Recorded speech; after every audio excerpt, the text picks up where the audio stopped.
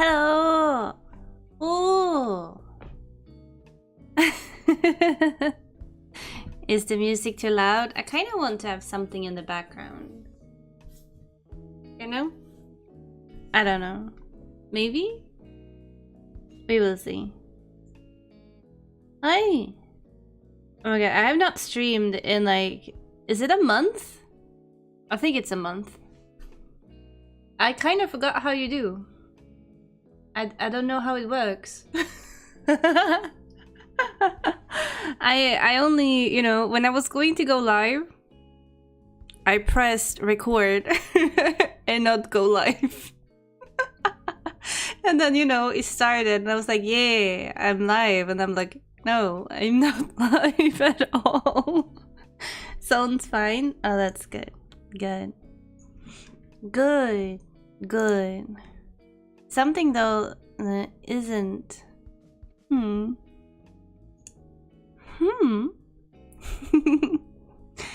hi everyone. I see Leo.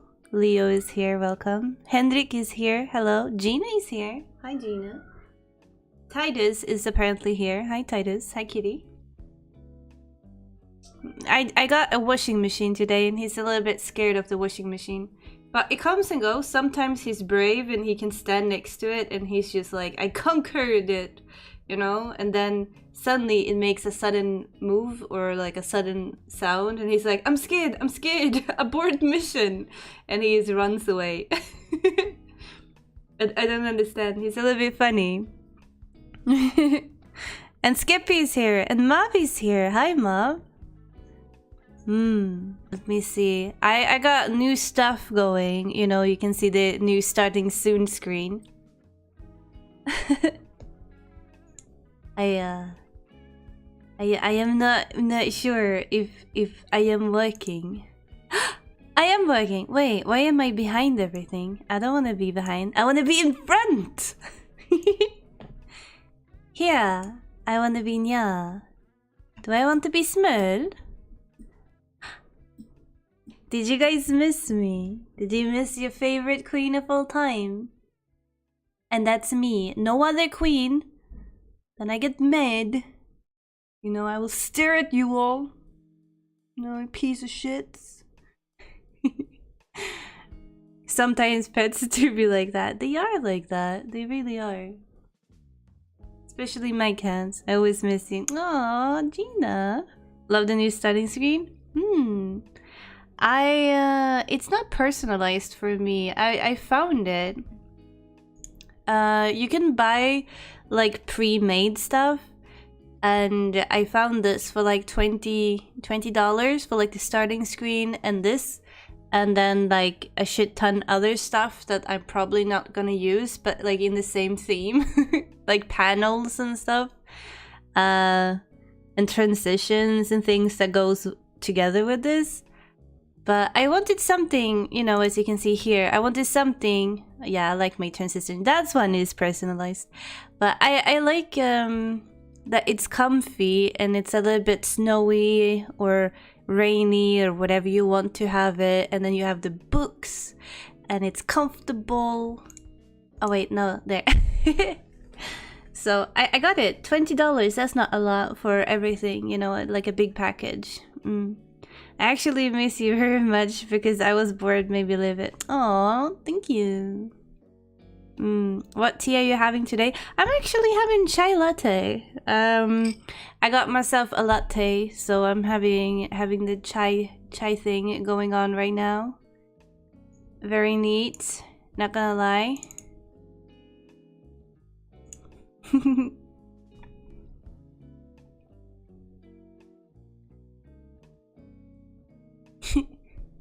I've been enjoying a lot of chai lattes recently. Maybe I'm drinking them too much. Can you drink chai lattes too much? I don't think so, no.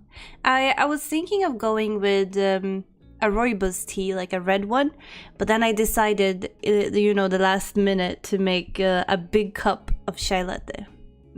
It's like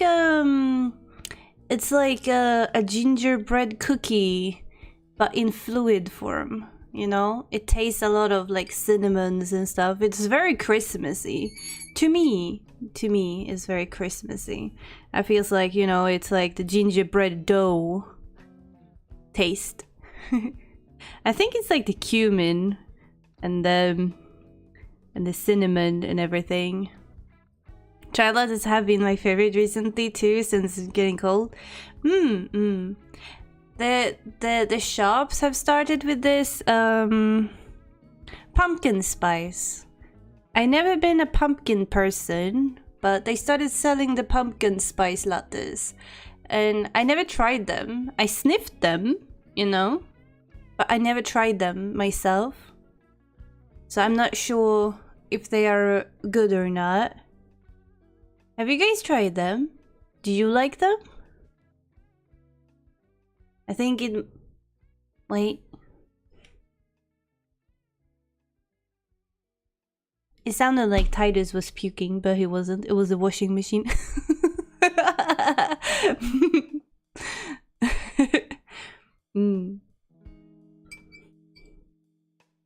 They're nice to have with biscuits. Oh, I don't know what Biscoffs is. Is it like a brand or is it something else? I love the smell, not so much the taste. Oh, I see. I do like you know, the pumpkin seeds. I like roasted pumpkin seeds with salt. That's very good. I like to eat that. That's probably the only thing I like. I tried pumpkin soup once. It was okay. Not really my favorite. I'm not really a pumpkin person, I think. Yeah, I think. I also think that, you know, where I'm from, we don't really use pumpkins a lot. Pumpkin is not really normal around here. So maybe I'm just not used to it, you know, compared to others. I think, like, Americans, are you guys very, like, drinking a lot of, not lattes, but eating a lot of pumpkins, you know? Like the pumpkin pie for Thanksgiving and everything. I think. I don't know. I'm guessing.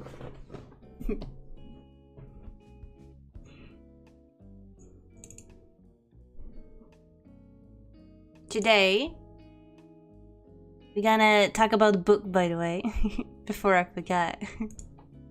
Did you guys read the book? I read a book a long time ago. It's not really a long time ago because the book came out last year. But I read it a few months ago, so I had to like refresh my memory a little bit. So I read some parts of the book today. My favorite parts I read today. So I'm a little bit up to date. You know, yeah. Is there fresh pumpkins everywhere here? Oh yeah, but cookies, they pair well with tea and coffee. They also have Biscoff spread, which is made out of those cookies. Ah, I see. I see.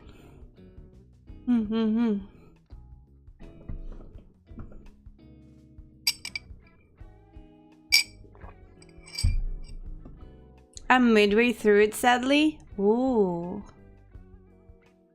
I will tell you, because I'm going to spoil the book today. So if you don't want to have spoilers of what happens in the end and my thoughts on the book, I will tell you exactly when I will start spoiling the book, okay? Also for the people who haven't read it, because I want everyone to feel like, you know, they can come and join for a little bit. And some people don't mind spoilers, some people do. So I will be very clear when I say, now I will go into the deep dive and talk about all the stuff that I like about the book, and this is going to be spoilers, okay? Yeah. A lot of work. Ah, I've been working a lot. Yeah, me too. I've been working a lot. Normally, I read like 2 or 3 books every day, but I've been having to minimalize my reading because both have been sick. So when I come home from work, I'm so exhausted because my body can't handle working, because I probably shouldn't be working. And so I just fall asleep when I come home, and then I wake up, and then I go to bed and sleep the entire night. So I don't really do anything. So this week, I only read 3 books in 1 week. And one of them were a manga that did not have a lot of words in it. So let's say I read 2 books. And they were like middle grade books. There's nothing wrong with reading middle grade books, but you know, they're pretty easy to get through. They were both like 200 pages each, but they were still like, you know, a lot of pictures, even though it was like a middle grade book. So it was very easy. And it's not a lot of thinking when you read a middle grade book. It's very like, he went there, he said this, they did that, you know. It's not very complex reading, so to speak.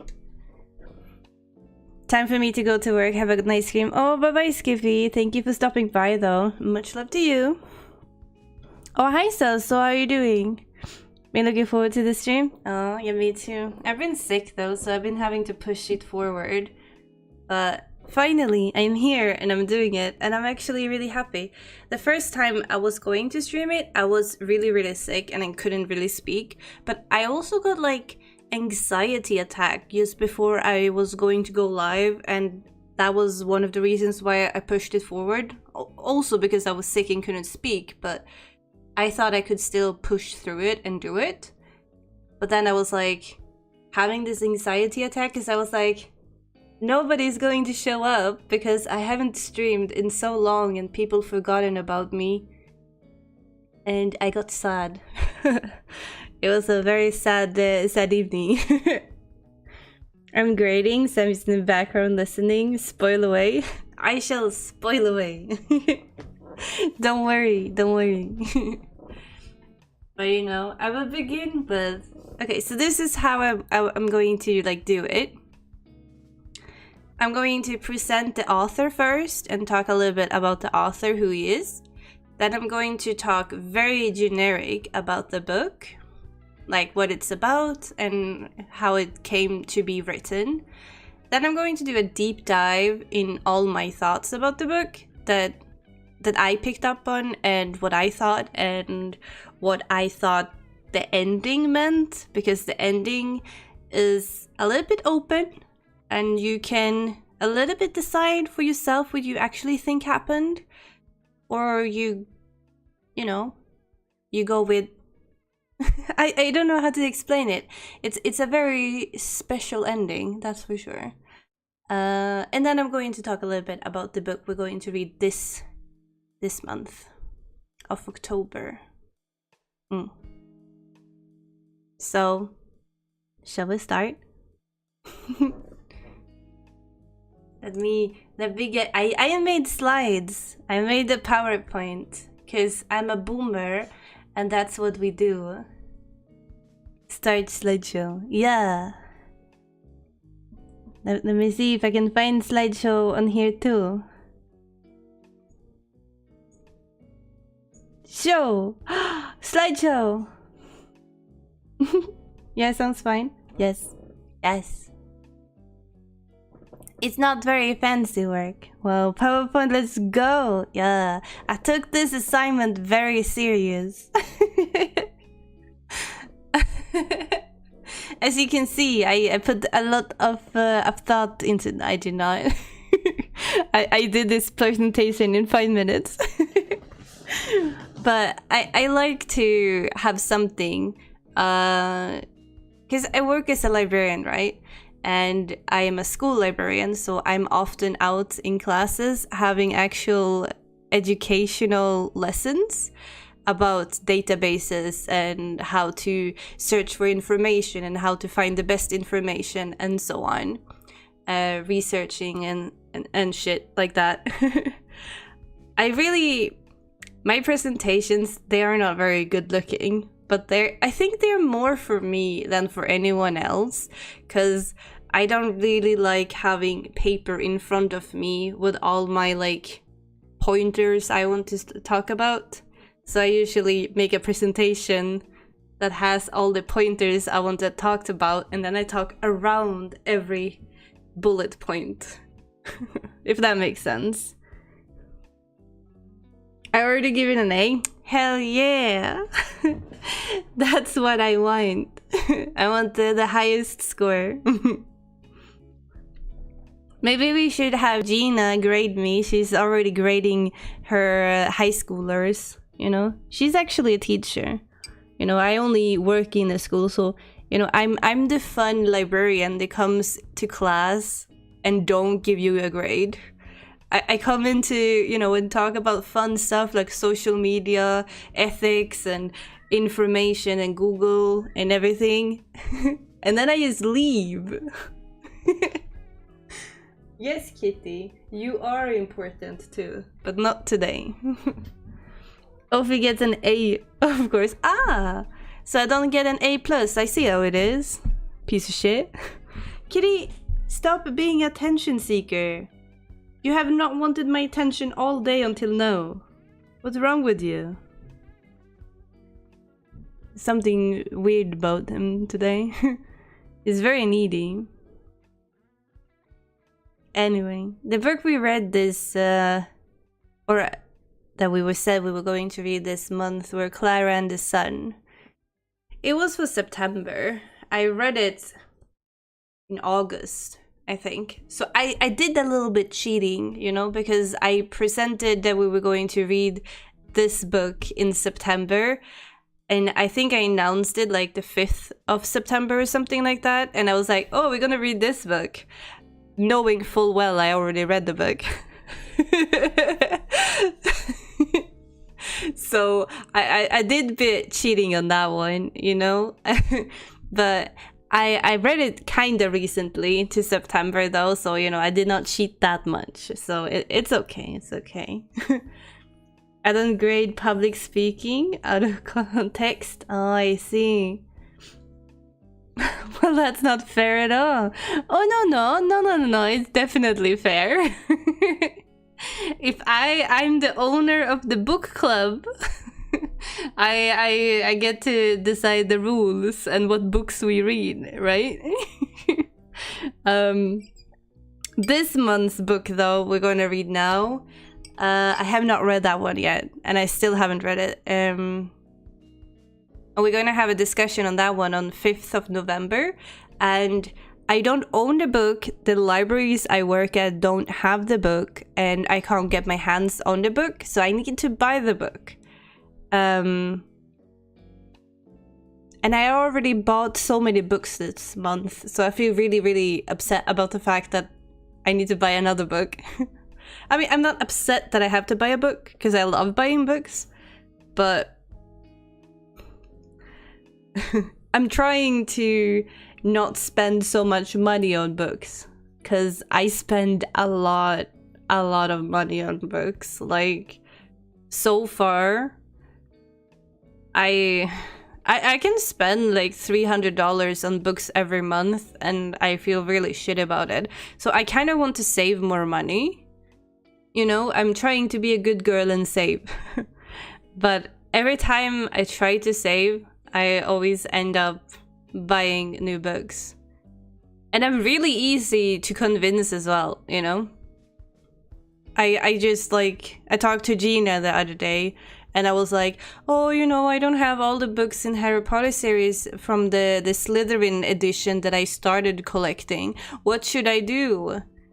She's all, buy them. And I was like, hell yeah, I will. And then I bought 3. Yeah. My impulse control is not very good. What books did you buy? Did you just need to expand the home library? I heard that you cannot call a place a library if it's under 1,000 books, right? So before 1,000 books, it's just a collection. And the question is, how many books do I have?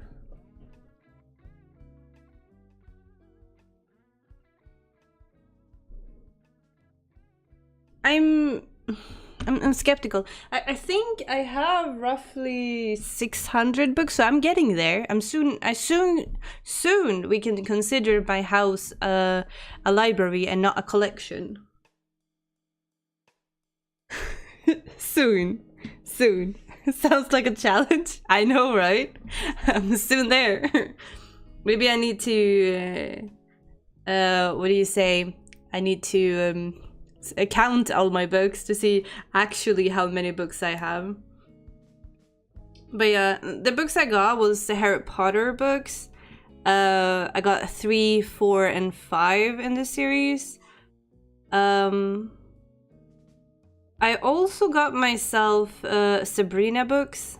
I got myself Jane Eyre in the Barnes & Noble Classic Edition. I also got myself Dr.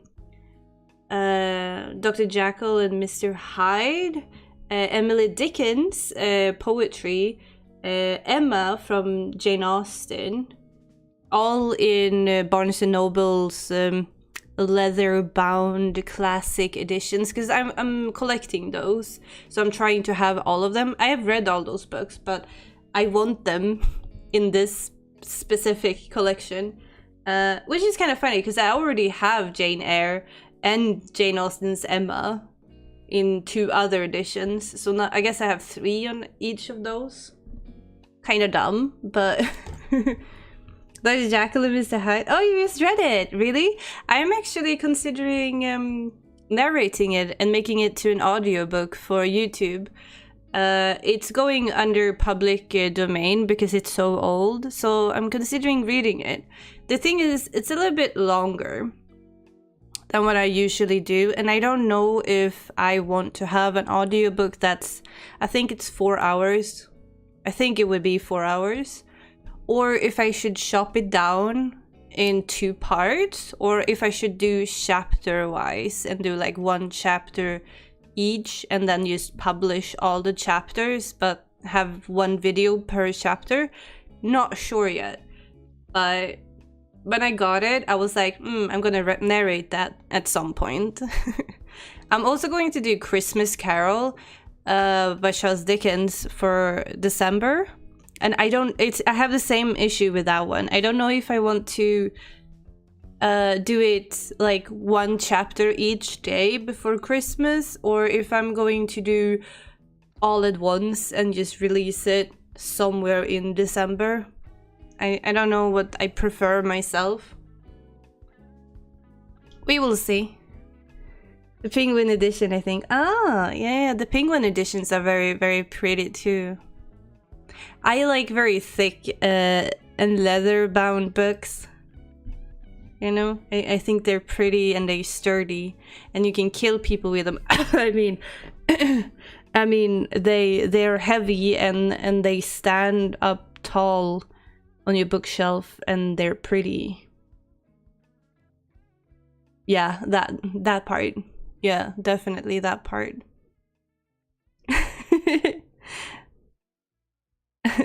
Going back to this book though, Klara and the Sun.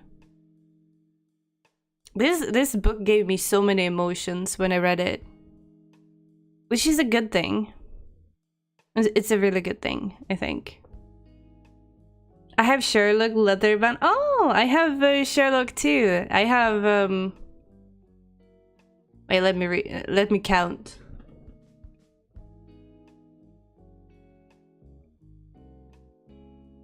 I have 4 different editions of all Sherlock Holmes books. I'm a huge Sherlock fan.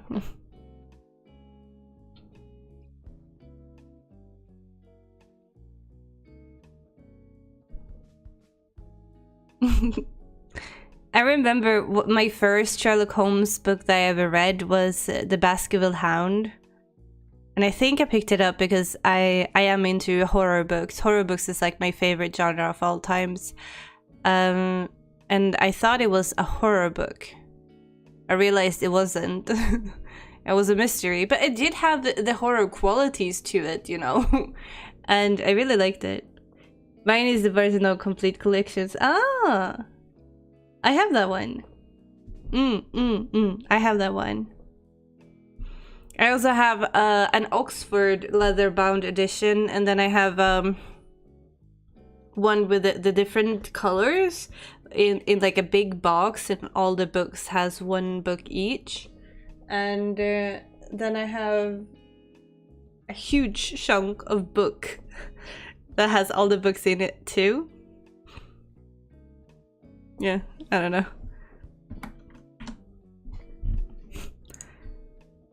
Oh no. You can't see his name. That's not good. Ugh. Why is my presentation bigger than the screen? Whatever. You know what I'm trying to say. This is the author of the book that wrote Klara and the Sun.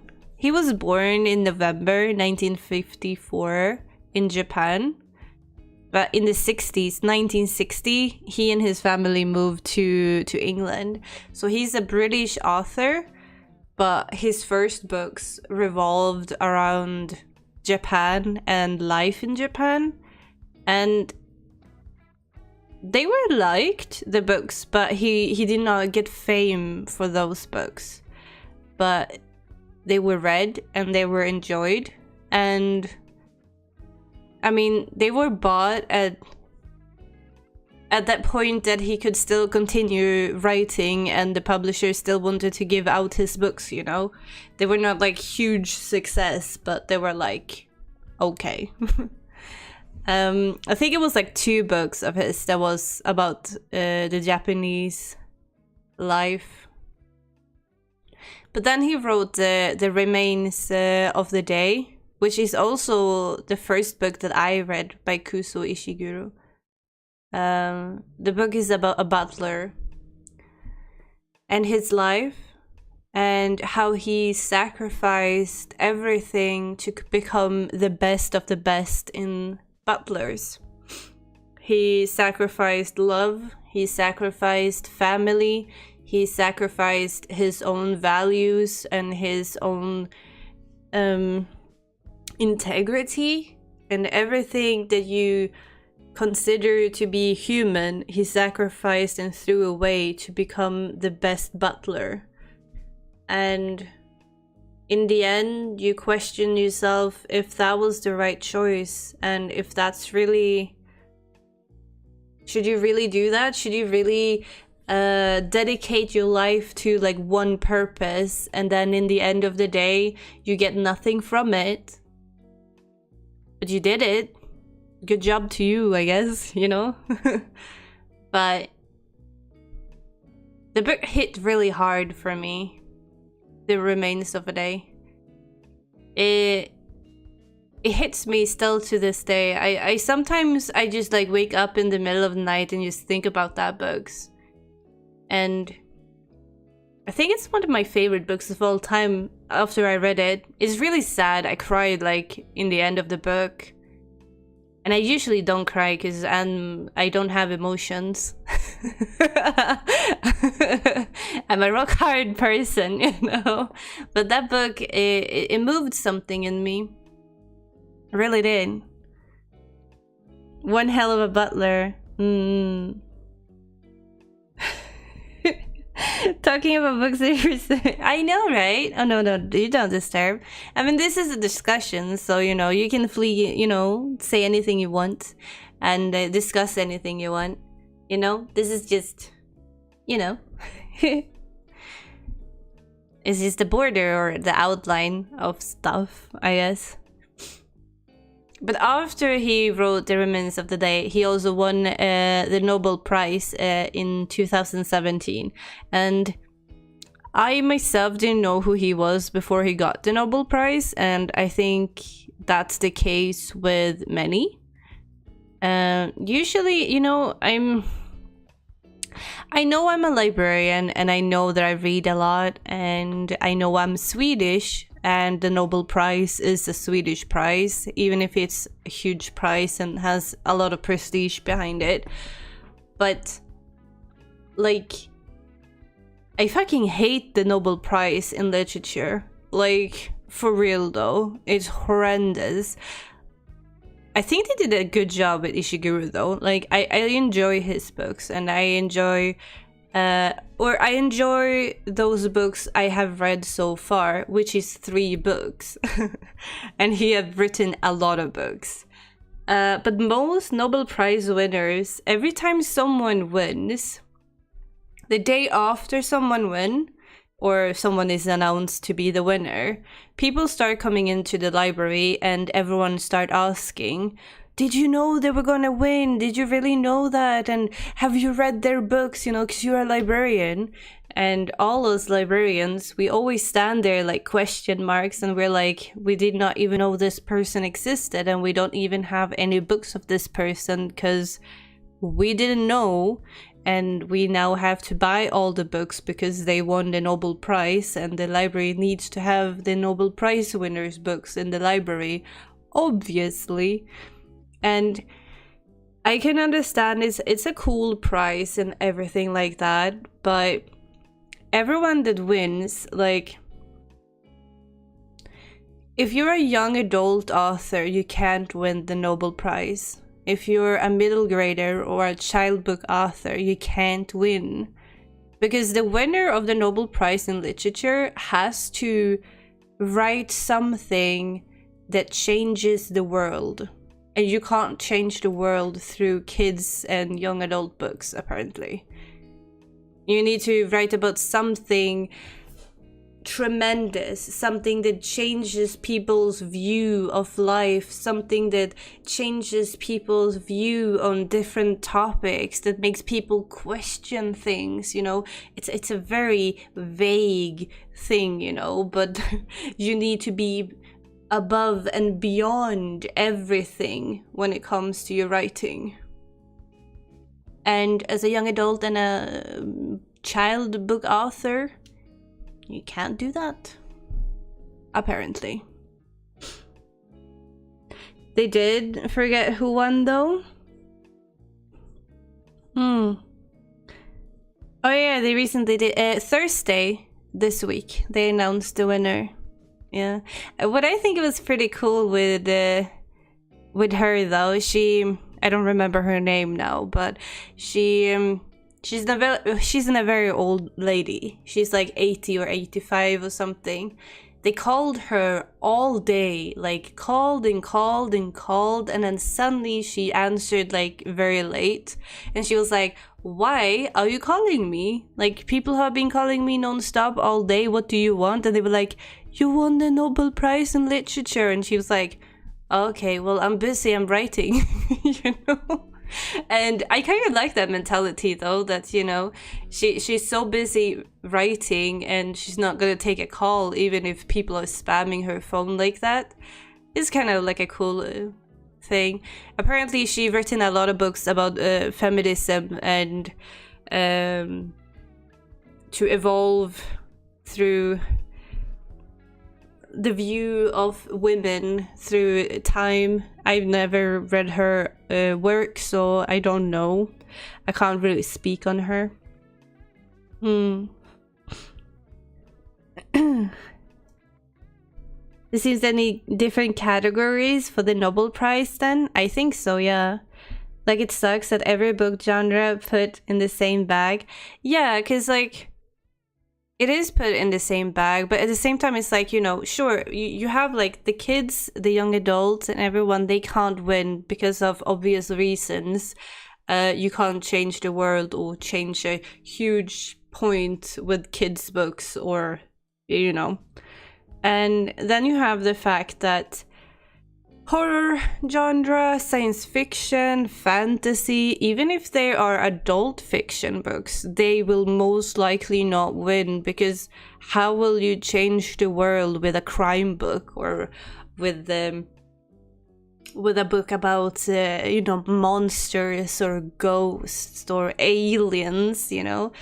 You have to have a normal, I say normal with quotation marks here, but like a normal story about normal people that still say something that will change people's view on the world. It's a very, very thin genre there, you know? It's not a lot of authors that could win that. And at the same time, I also want to say that most people that's not like a literature nerd would most likely not enjoy a Nobel Prize winner.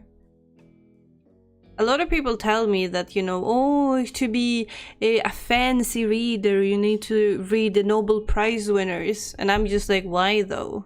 They're so boring. Most of them. Ishiguro have not been boring to me because I've been loving his work. But that has a different story to it. And I will explain that later, why I love him so much. But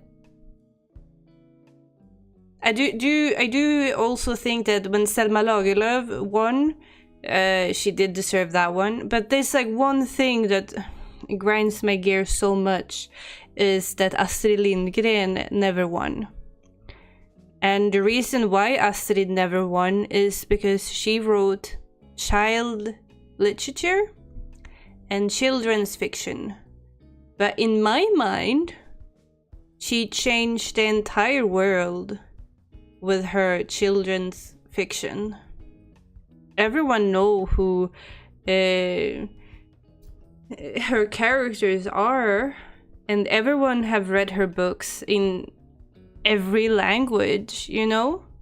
I just don't understand how she never got to win. And her stories, they say so much and they move you so much.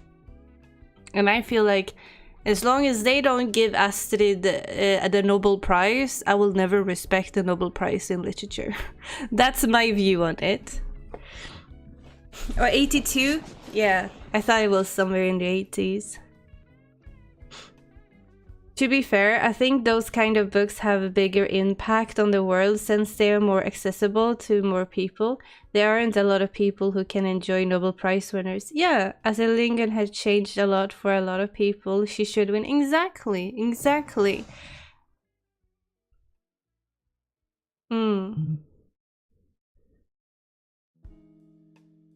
I don't know. It's just it makes me sad that she haven't won, and I know a lot of people can, you know, be like, oh, she's been dead for many years. Why should she still win? But like, there's a lot of authors who won the Nobel Prize after death, you know, so she could too. I just feel like it's the right thing to do. But the reason to why Ishiguro won is the motivation for him winning the Nobel Prize is who in novels of great emotion force has uncovered the abyss beneath our illusory sense of connection with the world.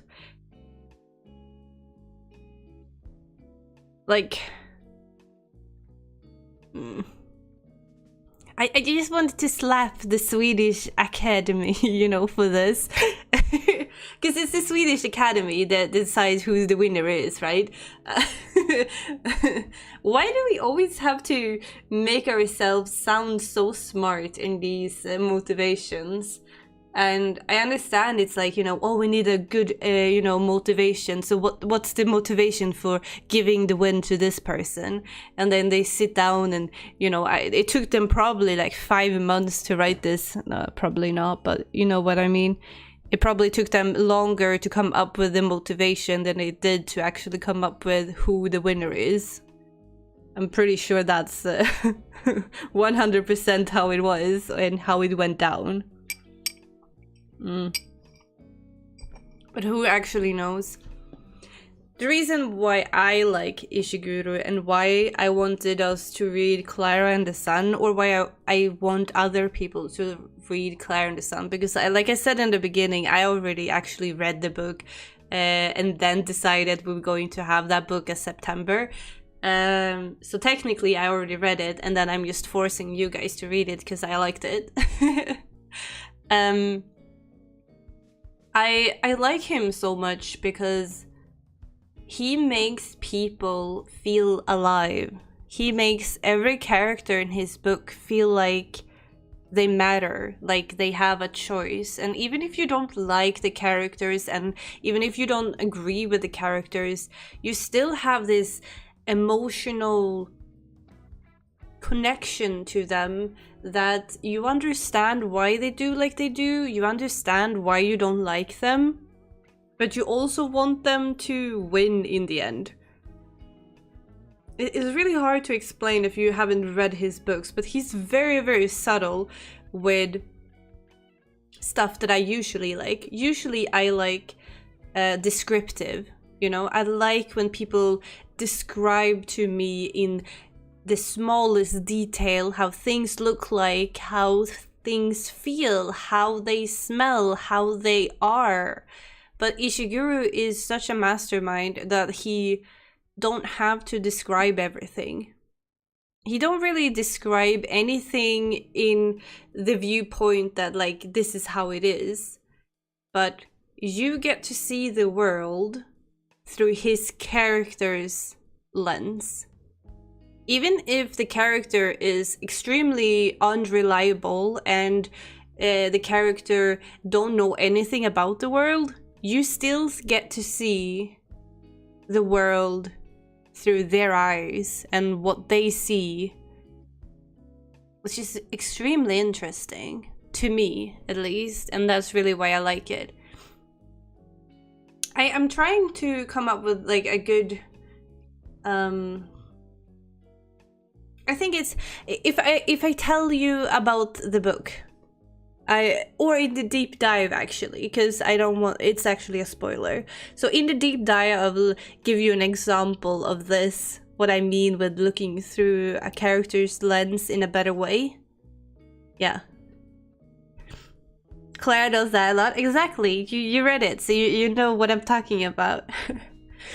It gives good world building, which is interesting because when you go to other like sci-fi books, because Klara and the Sun is a sci-fi book in the end. If you go to other sci-fi books or fantasy books or everything, everyone relies so much on describing everything. You know, everyone relies so much on, okay, now we're in a new setting, now we need to describe how it is, how it looks like, and then we can continue with the story. Ishiguro, he never stopped the story. The story is the story. And he makes it almost like he's not trying to do a world building, but somewhere subtle he still do, because he gives us hints about the world through people's eyes and lenses. So we never get like a full build about like, here you have 15 pages about how this street looks like. It's more, we get to see the street through a conversation. People talk about how the street is busy, for example. Then we can be like, okay, they're talking about the street being busy, so it has to be busy. He never describes to that the street is busy. You know what I mean? It's a little bit different in the way he does it. He makes it seem natural. Exactly. And I like that. It's really, really hard to do that as an author. And it's really, really hard to master that. And he does. And it's not just the Klara book, but The Remains of the Day with the Butler. Like my heart just breaks every time I think about that book. But yeah, it does that with that book as well. Because in that book, he tells you about how his life have been. So we're not there in the present. So he's telling us about stuff, how they were. And the butler, he tells us his version of how things were. And slowly we start to realize that because of his values and what he wants to do with his life, he doesn't mind giving up certain things. But us as readers, for example, we get really, really hurt when we see him not do certain things. Because we know that that will hurt him in the long run. Like that book, for example, his dad is dying in the Butler book, and he decides to stay and tend to a party for his master instead of being there at the deathbed of his dad. So he never gets to say goodbye to his dad, and he doesn't mind that. But us as readers, we get so frustrated and we're like, what the fuck is wrong with you, man? You know? And I also like that. I like that.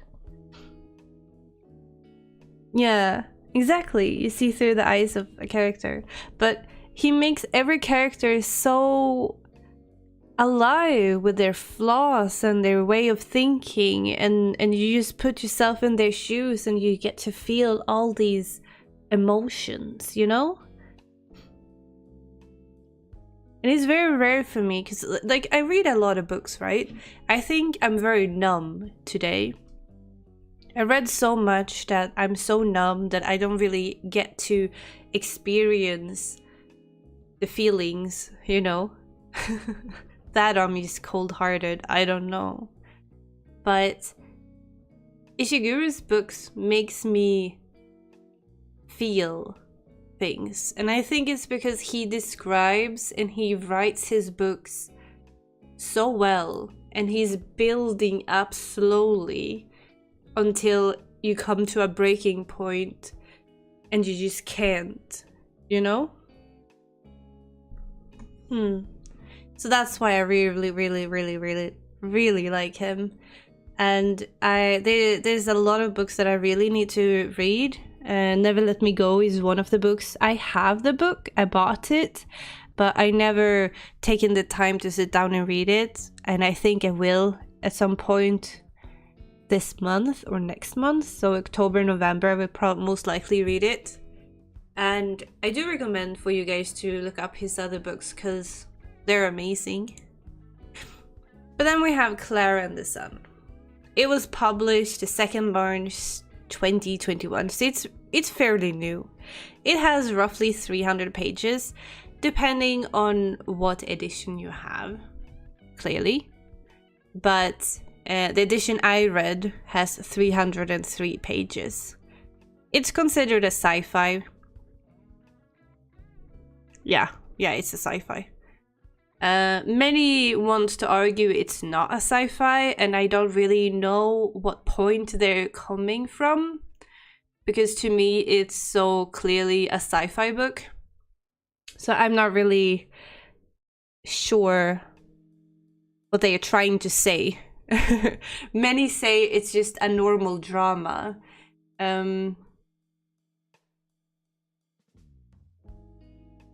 No, I don't see it. Because the main thing about Klara and the Sun is that we follow Klara, who's an AI. She's like a robot. And we get to know her first when she's in the store and she's waiting for someone to buy her.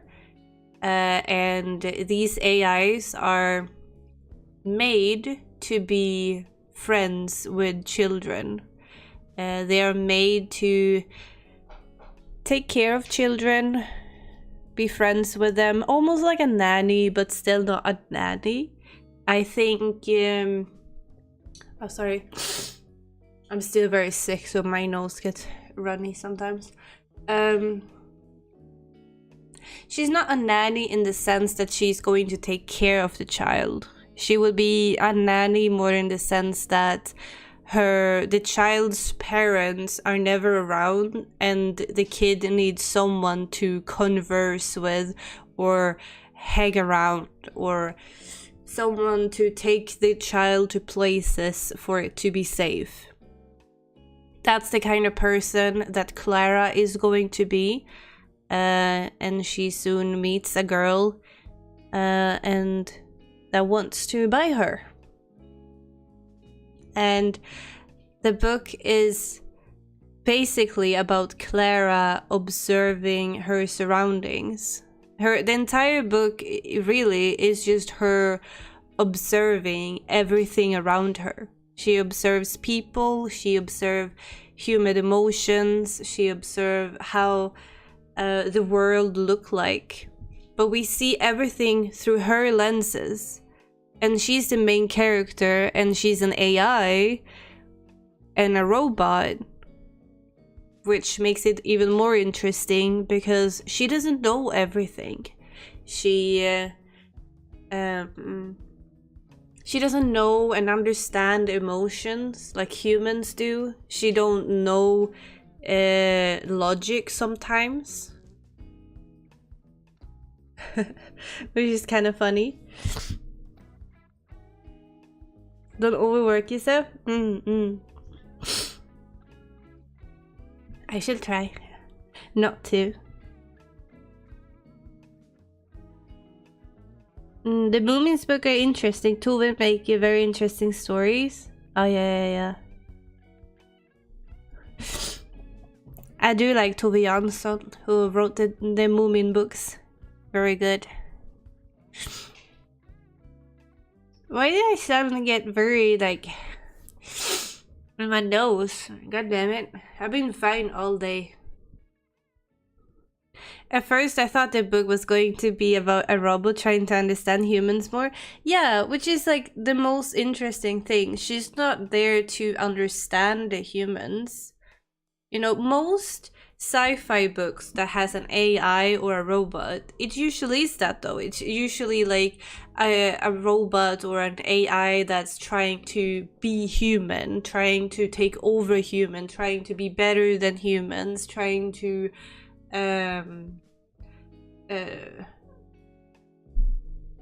you know, but in this book it's not like that.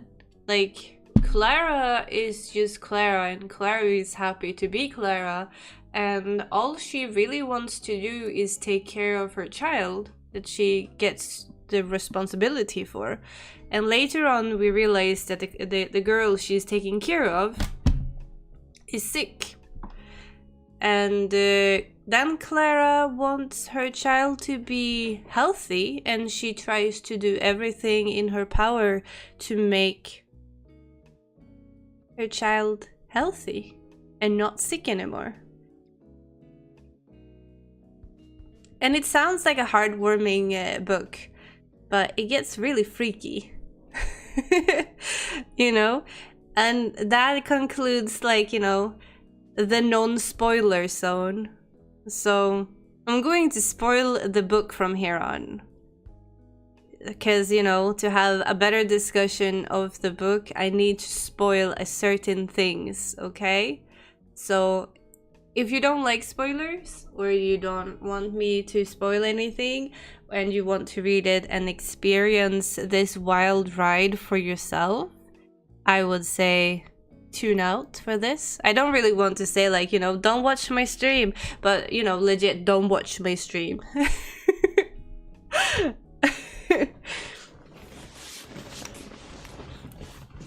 Also up the tea intake, yes, so much. Kinda like the popular trope. After playing Persona 3, I thought she's going to like another. Oh, yeah.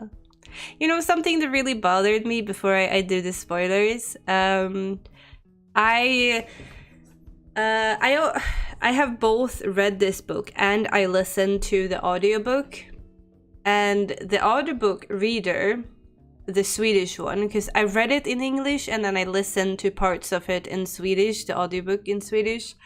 And the narrator does not say AI,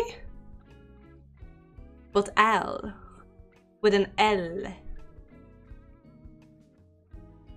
And it really fucking frustrated me. Like, like, why the fuck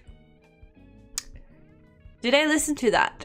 And she was all L and L and L here and L there.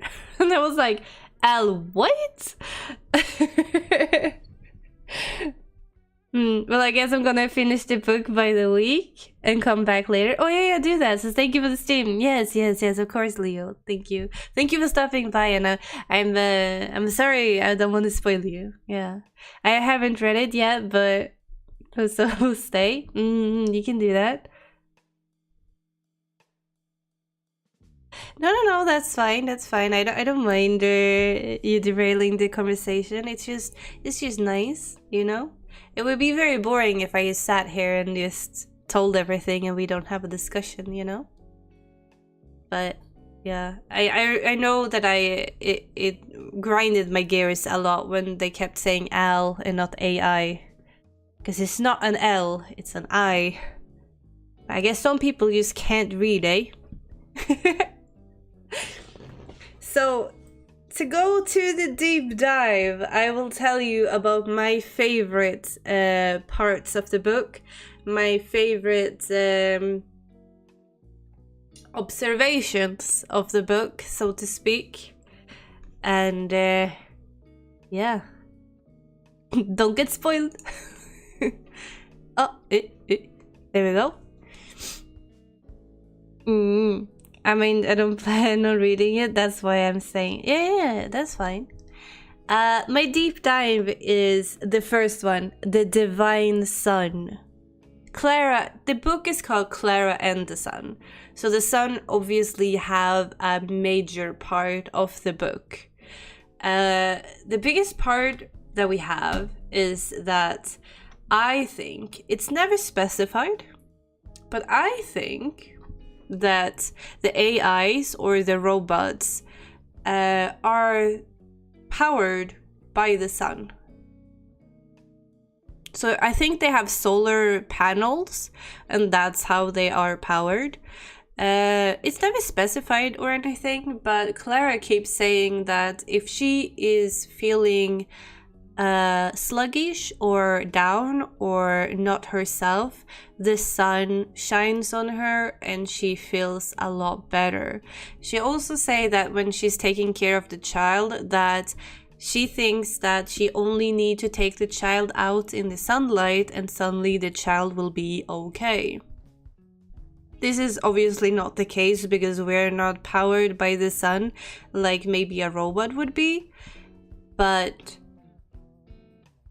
Klara is a robot and doesn't know better.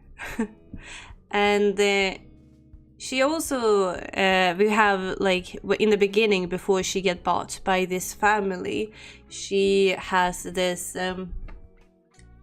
she observes things around her when she's standing in the window of the shop, and she see this man and his dog, and she believes that they get granted wishes or they are blessed by the sun because they get something suddenly, and she knows it's because they're sitting out in the sun and the sun has given them something, and it's almost like the sun is a god to her, which is very interesting considering, would robots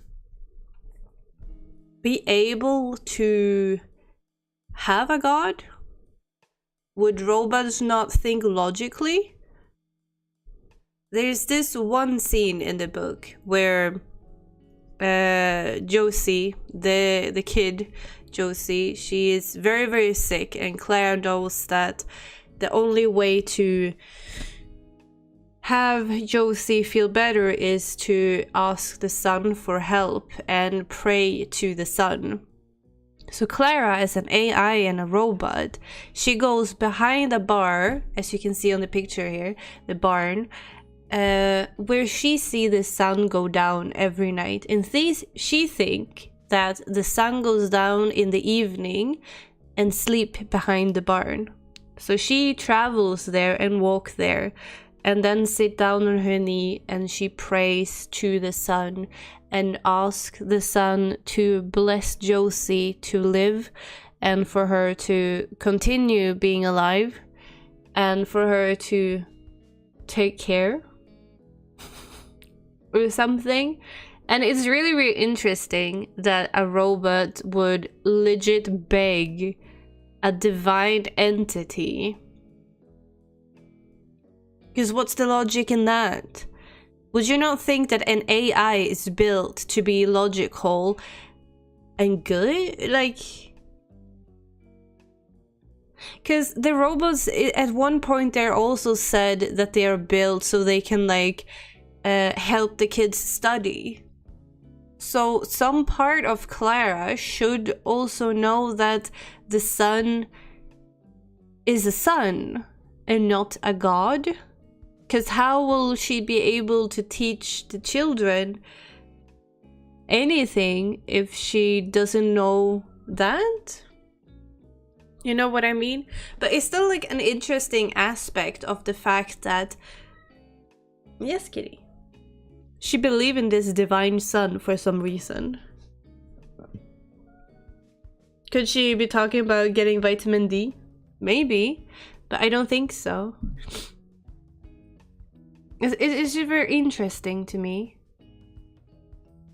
And that scene when she's on her knees begging, it's such a strong scene. You know?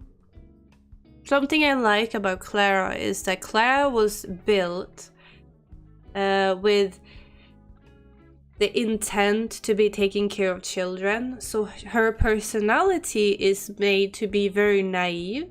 So she believes everything everyone tells her. So she almost have the same mind as a kid, which is kind of funny. Another thing that I found very, very interesting is we have the caste system. This is also something that we never get anything explained. We just get it like in subtle descriptive things through dialogue and everything, but I kind of puzzled it together, and I think there is a caste system in the society because Josie's parents have uniforms, and they talk about these uniforms a lot. They also talk about other uniforms that other people are wearing, and first I was like, maybe this world or this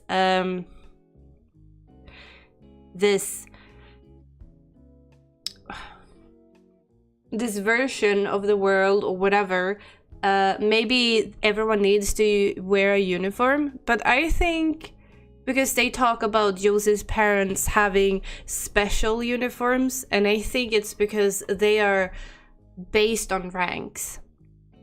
I think these uniforms are from the government, and you get to have different kind of uniforms depending on what rank you have. I don't know if it ranks because of your level in society, or if it ranks due to what jobs you have, or if it's other kind of ranks, but I think it's the government having these ranks. I have to get going, something came up and I need to take care of. Have fun, guys. Bye bye, Celso. Thank you for stopping by and listening. So yeah, I think because they talk about these uniforms a lot at some point, or they don't really talk about them, but they are like there in the background, and it made me think a lot about them. Then we also have this lifted kids thing, right? We are told that they started modifying children. Not everyone can afford to modify your children, and to modify your children you can modify both their body, but you can also modify their mind and make them lifted, which you lift them up, basically. You make them smarter, you make them stronger, you make them better humans, so they are lifted. And what I gathered and think happened in the story is that the Josie, the kid that we have, that Klara is taking care of, Josie, she had a sister, and the sister died from this operation to be lifted. The death for being a lifted kid, I think it's very, very high. Because all they talk about is how brutal the operation is and how not a lot of kids survive. But it's, you know, the survivors of the fittest, you know, because you have to be the best of the best if you want to have a good uniform and have a good rank in this in this world. So they did the lifted thing on Josie's sister, Sal, and Sal died. Then they did the operation on Josie, and now Josie is dying, basically. She is, they say that she is sick, but everyone knows for a fact that she's dying because they tried to modify her and it didn't work. I think they never specify, again, everything is very subtle in this book, but I think for a fact that both the mom and the dad is lifted because of the rank of their uniforms, because you're not allowed to go to certain schools, you're not allowed to have certain jobs and have certain ranks if you're not lifted. You have to be a lifted person and modified to have certain perks in life. But it's always the high society that does this with their kids because they are the only one who have the money to afford to do this in the first place. But the fact that, just think about that, you know, the fact that, let's say, 70% of the kids die, because I think that's like the number, because most of the people they talk about are dead, because it's very rare for them to be lifted. It's very hard for people to survive this lifted modification. So say the death rate is like 70%, maybe 80%. All kids, not all, but most kids die. And your parents still put you through this because if you don't get modified and you don't get lifted, you can't compete with the other kids who do get modified and lifted, which means that your child will not have a good education, will make them a low rank, and that means no future and maybe homeless. So they have to put through their children through this process, even if the death rate is so high. It's an interesting thought, like, you know, if you would be a parent, would you do this? Like, because we already have, like, we don't have this modified kids, you know, but we still have this fact that all these parents who do everything to get their kids into the best schools, they put their kids through so many, like, study hours and secondary school, and they have like teachers coming home on the weekends teaching their kids, and you know they do everything to win points with the school to like push their child to go to like the top of the top schools, you know. So we already have these crazy parents who do everything to push their child to go forward, even if we don't really medically modify children today. Would I? No. In today's society, I wouldn't. Depending on how the society looks in the future, I don't know. I mean, if I lived in this world, you know, the Klara and the Sun world, it kind of is like, if your kid is not modified, it won't have a life. So better die young than to suffer your entire life. Because I'm guessing that's where they're trying to go with the discussion here. But I don't know. It's interesting though to bring it up. Then we have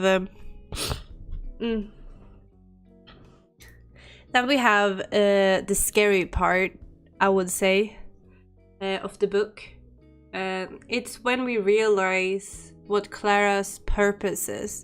First, I thought it was like, oh, they actually want an AI to take care of Josie for like her last months on Earth. or they want Klara to actually find a way to save Josie. Maybe we will have like a heart warmth, you know, ending where we will have like, oh, Josie actually survived, even though we are told pretty early that she most likely will die because she's dying because the modification did not work. But we learn pretty soon that the mom picked Klara because she's very observant. Klara everyone has their own talents and skills. Klara's talent as a robot is to observe things, see things other people don't see, and mimic this. Which soon makes it clear that when she has talks with the mom asks her to pretend to be Josie. Walk like Josie, talk like Josie, pretend you are Josie. And we soon realizes that Klara's purpose is to be there and observe Josie to then take Josie's place once Josie is dead. The mom does not want Josie, her last child, to die. And the only way she can do this is to train an AI to pretend to be her child forever. It's very sad, but it's also very creepy because there's this one scene where they have like a skin and they're asking Klara to wear Josie's skin, not actually her skin, but they have made a skin that looks like Josie the kid, and they want Klara the AI to wear the skin and be Josie. So let's say it's like a continuation of Josie. Josie will die, we know Josie will die, and Klara is basically there to replace Josie. And when we get these hints from the mom and Klara starts to have these conversations with the mom, Josie kinda starts gathering why Klara is there as well. And this makes Josie not wanting Klara around, and she starts to hate Klara. Which Klara herself does not understand because she loves Josie and she's there for Josie. So she doesn't actually know what she have done that's wrong. So it's an interesting dynamic in all of that. It sounds like the only option in this world. Yeah, that's kind of how I felt as well, you know? But it's a scary thought that you can have the continuation of a human, because then you have like the idea of what is a human. Is human not the soul that we have inside, or are we just empty shells that anyone can just continue? Are we not special? Are we not all different? Can we all be played by a robot? Can we all be replaced? What is it that makes us human? And when I thought about this, my thought was, but we have like, human emotions and we believe in stuff, we have hopes and dreams. But then we go back to the first thing I said, but like the divine sun. Klara is a robot, she is an AI, but she believes in a divine power that comes from the sun, and she believes in it so much that she's begging the sun to save Josie. She has hope. Isn't that a human thing? Is that something a robot can have? Is Klara not kinda human? But it's kinda scary that we can be replaced that easy though. You know? Then we have a friend of the family that say that he can help Josie survive. And the only thing that he needs is a little piece of Klara. And like I said before, Klara is made to take care of kids, so her personality is very naive, very happy, very outgoing, very positive. And because she's very naive, she believes that she can save Josie if she do this operation and take this piece from herself and give it to Josie. By doing this, Klara herself get damaged. She starts to hallucinate, she starts to see things that's not supposed to be there, she starts to feel things she shouldn't be feeling, she starts to believe things that doesn't make sense to believe, and she is now not reliable anymore. And because she's our main character after the damage of Klara, this is where the story gets funky. Because Klara is damaged and now she starts to hallucinate about things and she starts to seeing things that's not there. But Klara herself does not know it's hallucinations. So we as readers cannot be sure if there are hallucinations. Some are kind of clear that there are hallucinations. Some not so much. Some are just very vague. And I'm still questioning some stuff. Did they happen? Did they not happen? What are they? And so on. So then we come to the end.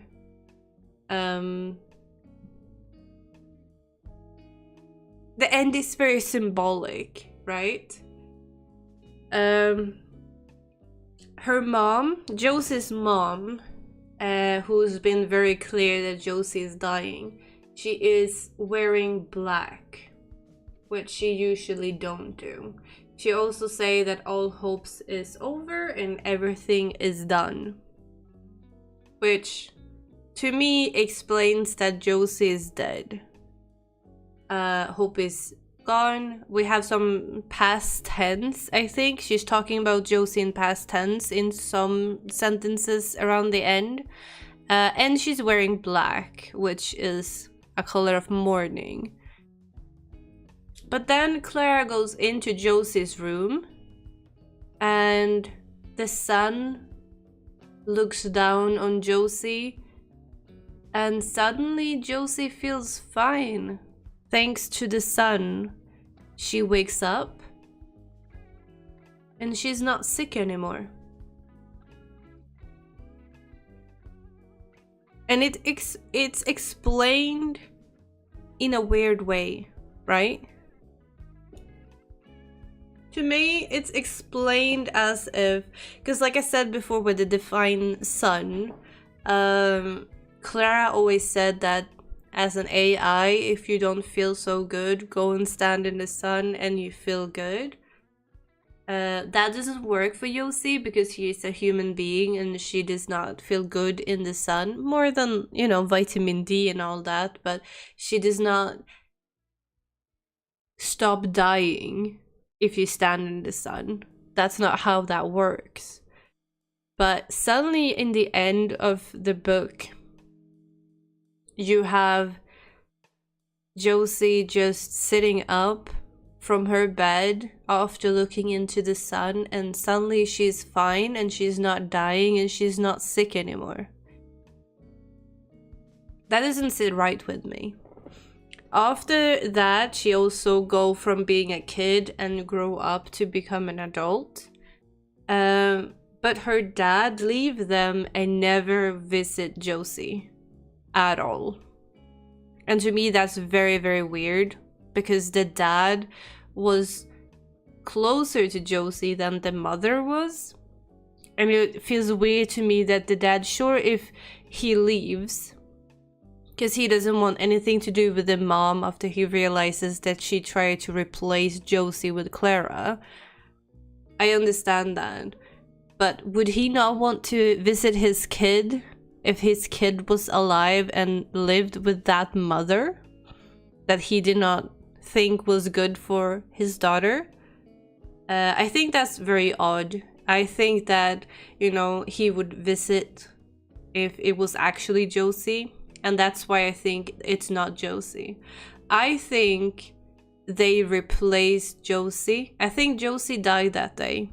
Otherwise, the mom would probably not be wearing black and they would not have talked about Josie in past tense. And I think Josie is an AI now. I think someone is wearing Josie's skin. And I think, sure, they had her grow up as an adult, but they also talked about that she would go away for like a week at a time and be gone for a bit before she came back home. And maybe that was to modify her to make it look like she was growing up. Because Klara is damaged, it's really hard for us to rely on what she sees through her lenses, because Klara is both naive to begin with, but she's also damaged and doesn't see clearly anymore. She doesn't understand clearly anymore because she's broken. So we can't really rely on everything that she sees, but we have to take everything with a grain of salt. Something that did struck me was when they talked to friends to the family, they also talked about Josie's sister who died from being a lifted kid. They talked about Sal, the sister, that after she died, they saw someone that looked like her creeping around in the dark in the house. And I think it was Sal's AI dressed up like Sal. I think the mom already tried to have a continuation of the first child, Sal, but that did not work out as well. So now the mom is trying to have a continuation of Josie instead, and maybe because Klara got damaged, she couldn't use Klara anymore. So she had to use someone else or something else. So maybe she used Josie's sister's AI that's somewhere in the house. I'm guessing. This is just me thinking, you know, outside the box here. Maybe they used the AI that belonged to Sal to continue being Josie after that.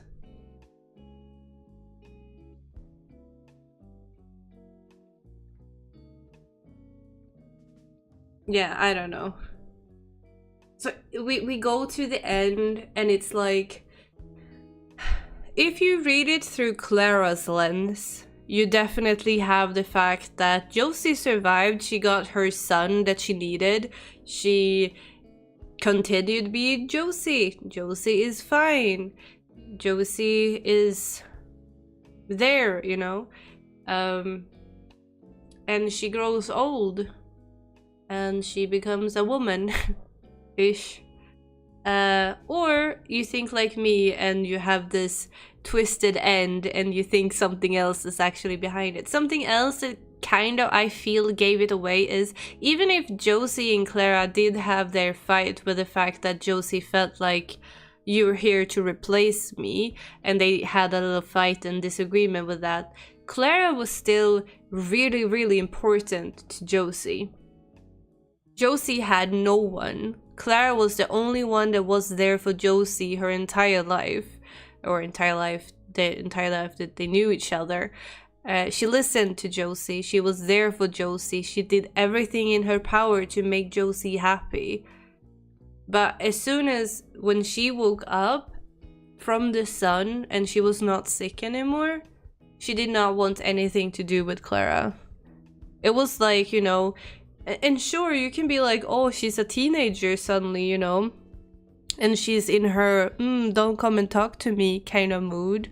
But isn't it weird that if someone meant that much to you, you just throw them away and you don't take them back when you grow out of your teenage years?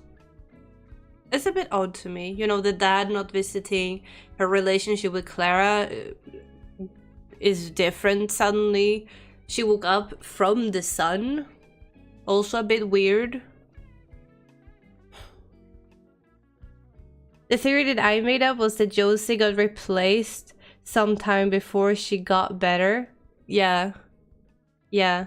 I think she was replaced the time she woke up thanks to the sun. And, you know, she woke up from the sun and she was like, I'm better. I'm not sick anymore.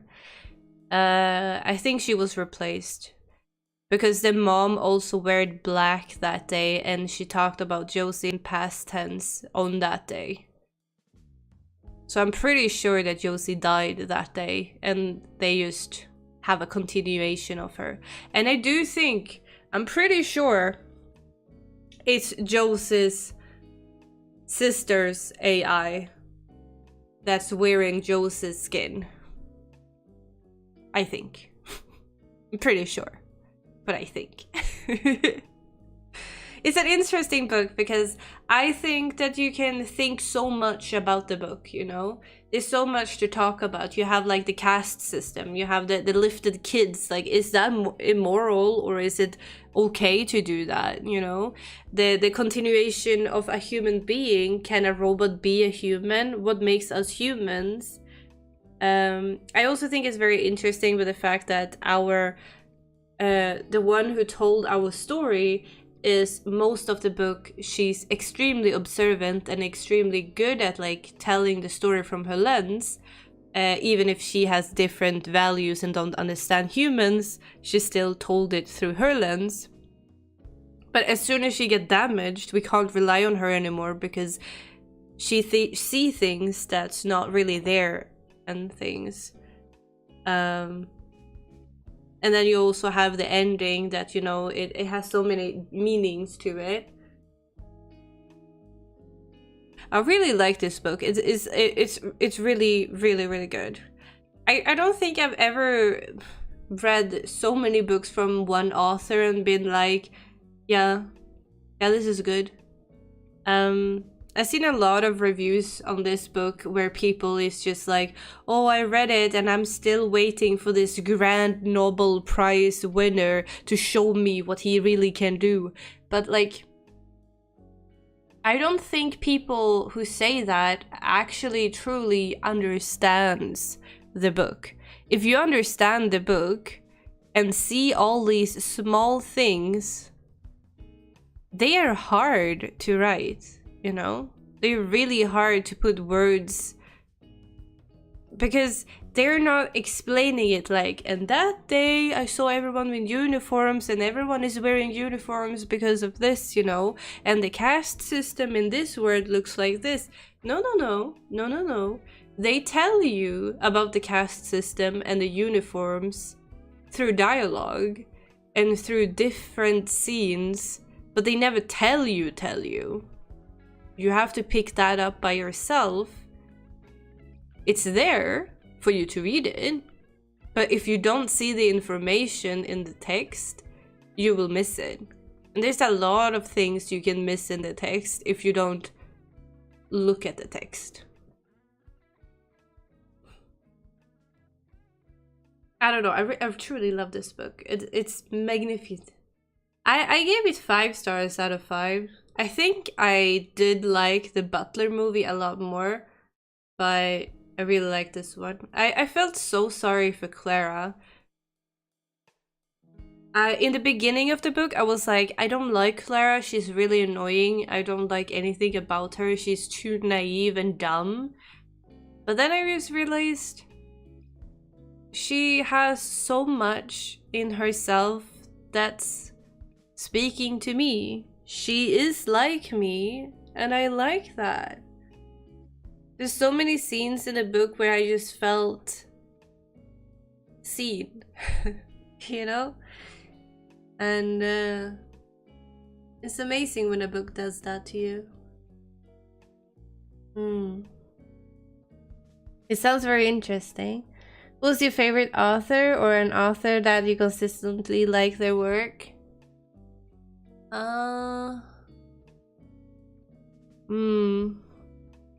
That's a hard one. I mean, I do like Arthur Doyle, who wrote the Sherlock Holmes books. I like Edgar Allan Poe. I like almost all his work. Stephen King, I really, really like. When it comes to history, horror, like horror books, but based on history, it's Alma Katsu. We're gonna read one of her books in November. It's called The Fever. I have not read that one yet, but her books are really, really good. I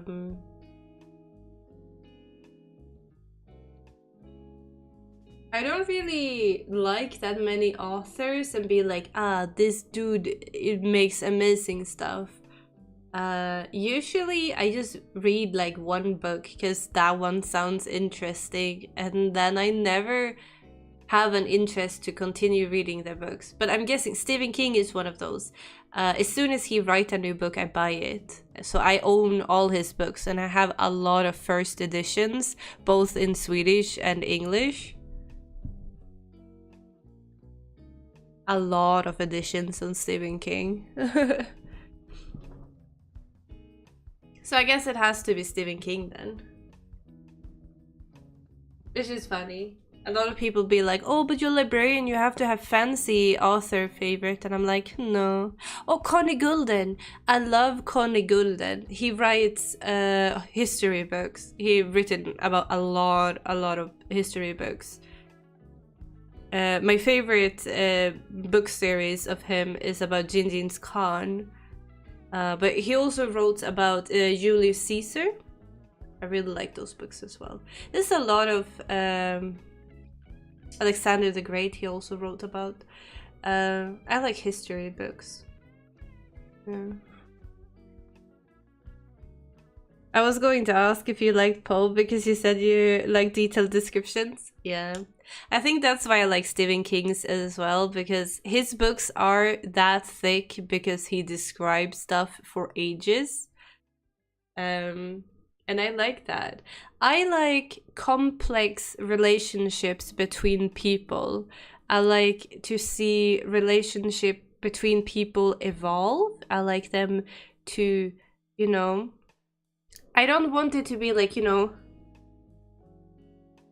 I think that's why I have an issue with like romantic book or romance books, because it's like today it's all that instant love, you know, you see someone and instantly fall in love and want to marry them and want to like run off the earth, you know, and do everything with them. I don't know. I don't like that. I prefer like a book that's 500 pages and you describe the different stages of getting to know someone, like how they connected, how they started liking each other. You know, I want that growth. I like growth between people in human relationships, and Stephen King does that amazingly. Like, the only thing I don't like about Stephen King is he does not know how to write teenagers or kids. Like, when he writes teenagers or kids, they have the same personality as a 50-year-old or a 60-year-old. He does not know how kids and teenagers think. Another thing that he also do is he likes to describe girls with perky boobs. Like, it's not really a pet peeve, but come on, Stephen King. Like, girls do have other boobs than just perky. Why does every girl character in every Stephen King book have perky boobs? It's kinda weird. You know, give me saggy boobs. Why do we have to describe the boobs at all? Why is the boobs that important? I mean, I do understand booba is important, but like, is it really that important in every character? Or every girl character? Can we not get a descriptive, you know, about the bulge of a man as well, if we're going to talk about how big the boobs are and how perky they are? I don't know. You enjoy long burns? I do like long burns. Queen, hello, it's been so long time. You knew about it was so pretty. Thank you, doctor. Thank you. What time have you joined this stream? Oh, hi, Clippy. Let's get a description of the man's boobas. Yeah. You know, or the bulge or whatever, you know. You describe... It's just so weird that like all female characters in Stephen King books have like perky boobs, and what bothers me more is, okay, let's take It then. You know, it's a famous story, and you know how that half the book we follow them as kids, and you have like that one girl character and they're like 13 or something. Why did we have to sexualize that kid? Why did she have to be sexualized that much? Like, I don't know if you guys have read the book, but like if you read the book,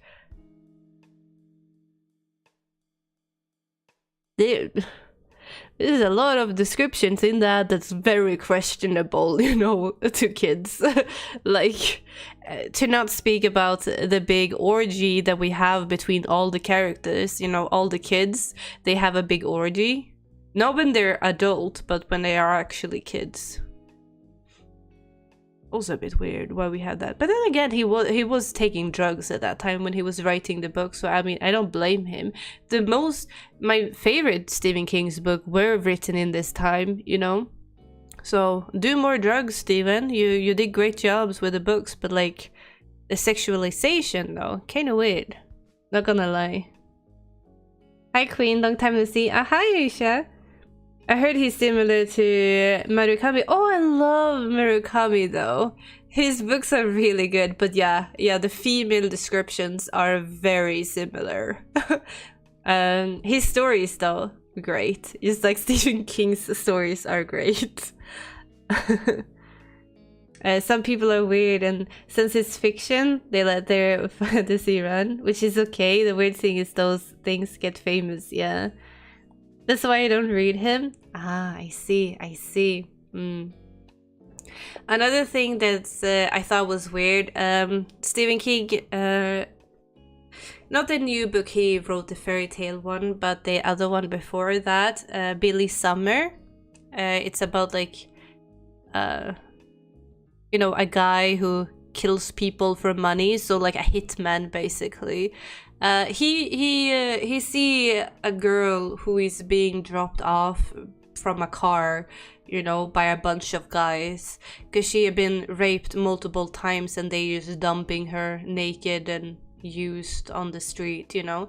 And this hitman, he see her and he takes her in, and she's scared of him, you know, because he's a man, and he like take care of her, and then they decide to do revenge on the people who did that to her, you know, that kind of story. But you know, after they drop her off and he declare that he see that she's been sexually assaulted, he still keeps sexualizing the woman and describing her hot body when she's drenched in blood and semen and being... I don't know. It was a weird scene in that book, and I was like, the fuck? Am I reading? Excuse me? Yeah. Hello, John. Oh, hi, Saya. How are you doing? Oh, I'm good. I'm still a bit, like, stuffed. Like, my nose is really, really stuffed. So, that's no fun. But other than that, fun times.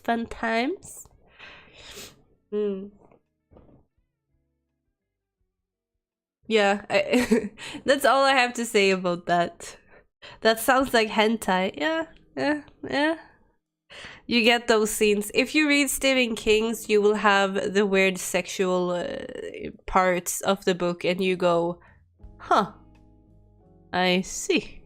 You know, you question them, but because you're a known reader, or I'm a known Stephen King reader, I know they exist and I can just turn the page and continue on. But I know that like other people who don't read Stephen King that much and they come across like a scene like that, they're like, what the fuck is this? And I'm like, that's Stephen King, welcome to the club.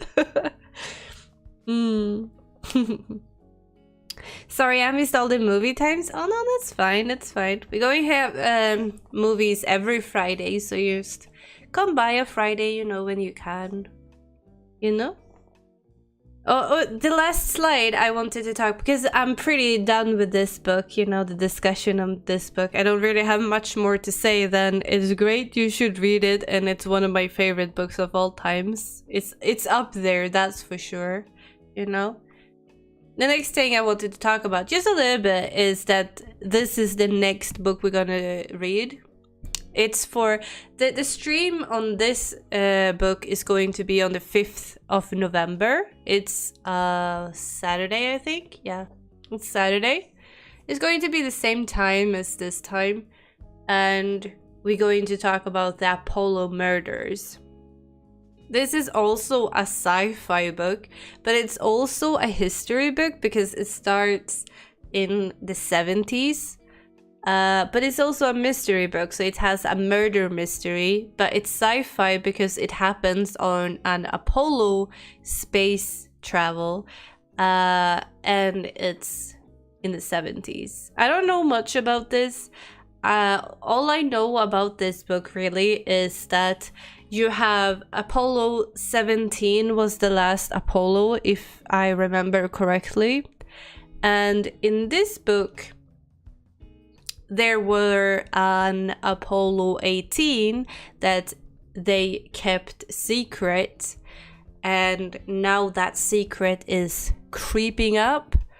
And we're going to get involved in what happened on Apollo 18. And it's a big mystery and people died.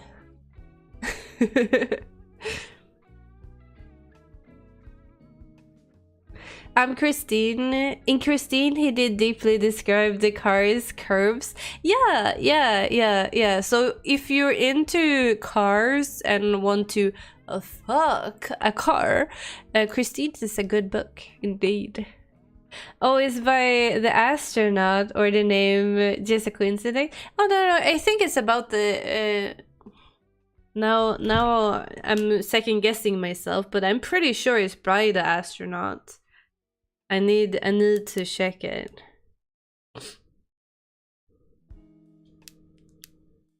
Cause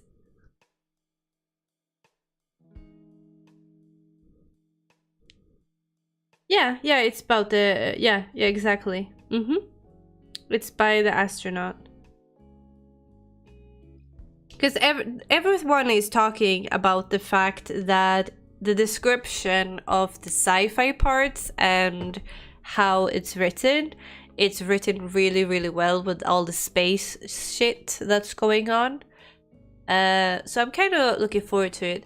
I don't know much about the Apollo, you know, missions. I know my dad knows a lot about the Apollo missions. My dad is a huge sci-fi nerd and alien believer. So he knows everything there is to know about that. So I would probably just call him and ask him a little bit before I dive into the book. But there's a lot of people that knows a lot about the Apollo missions, and they are like, I seen the reviews and they giving like 1 star, and they're like, oh, it's not believable that there's an Apollo 18. Stop making things up, you know. But it's a fiction book, it's fictional, it's not based on reality, it's made to be entertaining. So let's read it as entertainment, you know? The last stream I watched of yours was of you building a stable in Minecraft. Damn, that was so long ago, Doctor. Isn't that like 1 year ago? Yeah, exactly, almost a year now. Have you gotten better? On Minecraft? Yeah. I built a big castle. It's huge. You should see it. But I stopped streaming altogether, so I will never do gaming again, so I guess I can't show you that, eh? Maybe I can post like a video on my Twitter sometime how my Minecraft world looks like.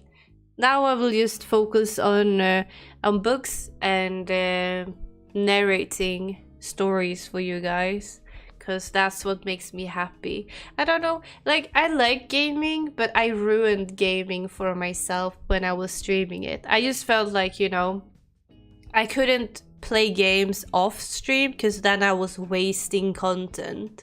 So I was never playing games if it wasn't on the stream. But no one was ever happy with the games I played on stream, because everyone was always like, oh, why don't you play this? Why don't you do that? Why are you doing that? Ugh, I don't like this, you know? And I just got so fed up with everything. So I was like, I did not even want to do gaming channel in the beginning. You know, I just wanted to do book stuff. So now I'm doing book stuff and everyone else can fuck themselves. If you don't like me, leave me. I don't care anymore. But I think it's like, you know, when you get into VTubing, everyone tells you like, you know, you have to sing, you have to be an idol, you have to do this, you have to do gaming, you have to play these games, you have to be scared of horror games, you know, and I don't get scared by horror games.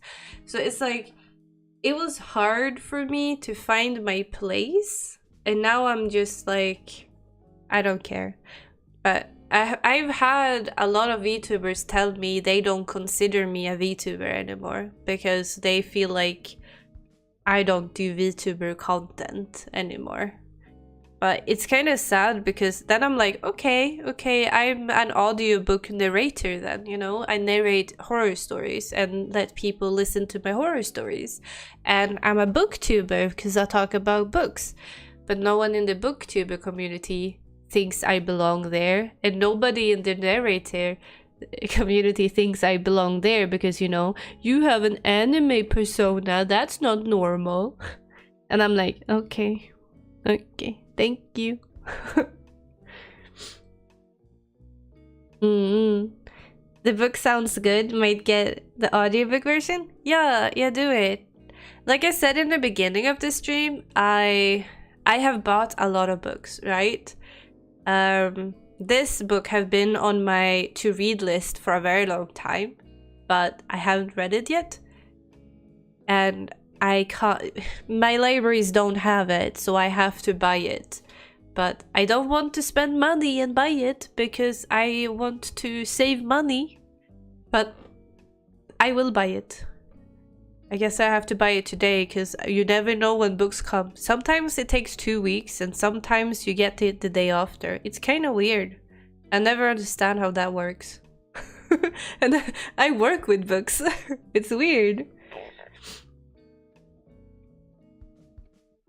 That's the queen I know. Yeah. When you start playing, get bored, you can't just stop because you're streaming, right? Yeah, that too. It was also like, you know, when I streamed, I felt like I always feel guilty, you know, when I streamed, because I felt like, oh, I've been sick and I haven't streamed for this week, or I can't stream Monday to Friday because I'm working and my job recently is really hectic and I have a lot to do. And I recently changed to a new library and I'm trying to get into that library and get to know everyone. So I'm really exhausted every day. So I was like, oh, I can only, in quotation marks, stream on weekends. So Saturday and Sundays. And I try to do like 8 to 9 hour streams on both days. And I was so exhausted and I had no free time for myself. Was like on weekdays I was working and I came home, I ate and I went to bed. On weekends it was time to stream, and I felt like that was my second job. I was just, you know, I woke up early in the morning, I started streaming, I streamed for 8 to 9 hours. I was super exhausted. I had dinner, I went to bed, I had to work the next day. You know, it was not fun after a while. I fucking hated it. Like, ugh. And if it's not fun, it's not meant to be, you know? And then you have to change it until it's fun again. And now I'm having fun. Tea and Book Queen, yeah. The thing is, I think I'm very surprised because I thought like half my fan base would leave, you know, when I announced I would stop gaming. But they didn't. And I'm kind of amazed by that. I still don't understand, but I guess I'm just that amazing, eh? Who can hate the queen, am I right? Would you ever get the ebook version if you needed? Yeah. Yeah. Maybe. No. No. I don't like ebooks. Like, as a librarian, I appreciate them and I know they work for certain people, but I'm a little bit dyslexic, so reading on a screen is really hard for me. You know, with the flimmering lights and my brain just going, so I need to... I need a proper book. Okay. You were burning yourself out? It's good that you stopped that. Yeah. You use that amazing, and those who left let their head roll. Yeah. Fuck up. It's treason to go against the queen. Exactly. Yeah. We don't have democracy in Anglohaim, you know? Where I come from, where I'm queen, it's definitely a dictatorship, you know? And if you decided to follow me and be here, that means that you gave all the power to me. So you also believe in dictatorships from now on. So not being dumb, just follow the queen. But yeah, I'm looking forward to this one. What I heard, it does not have aliens in it though. It's more sci-fi in the matter that they are in outer space and it's an Apollo mission. But there's an actual logical mystery going on. So I'm looking into that, you know. I'm really looking forward to it. It's also categorized as a horror. And I'm guessing it's because some people have the fear of, you know, getting lost in space and not being able to come back and, you know, being stranded somewhere where they can't get help, I think. But it's a little bit interesting though that it's considered to be a horror, because I would not consider it a horror if you asked me. But not think, only follow. Exactly, just follow me like a brain dead person. Among Us the book, yeah, never going to vent. We will parachute you out. Yeah, I'm looking forward to it. It will be fun.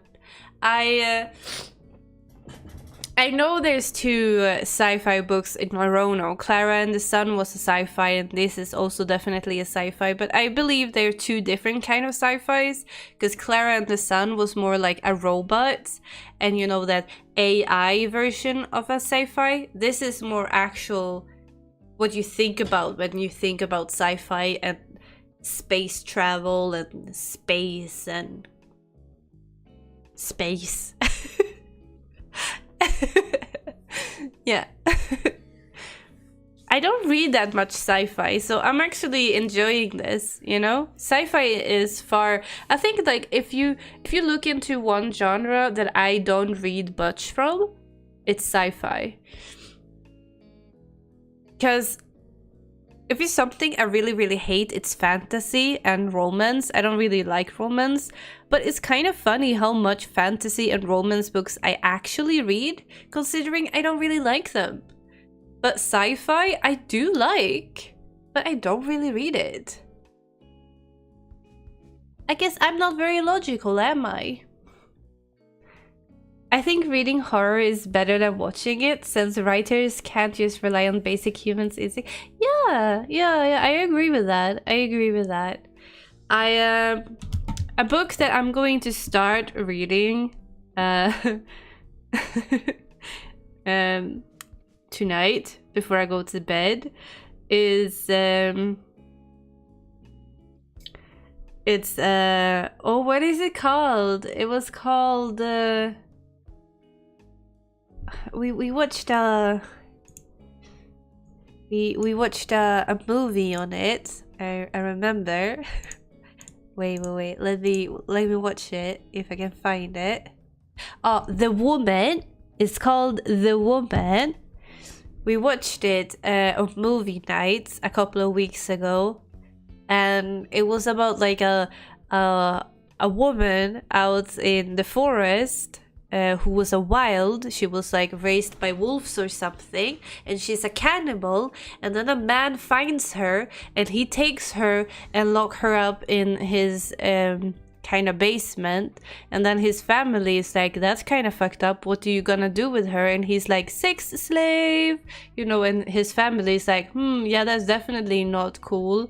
And then his son is like, oh yeah, sex slave. Yeah. The movie was weird, but I heard the book is a lot better.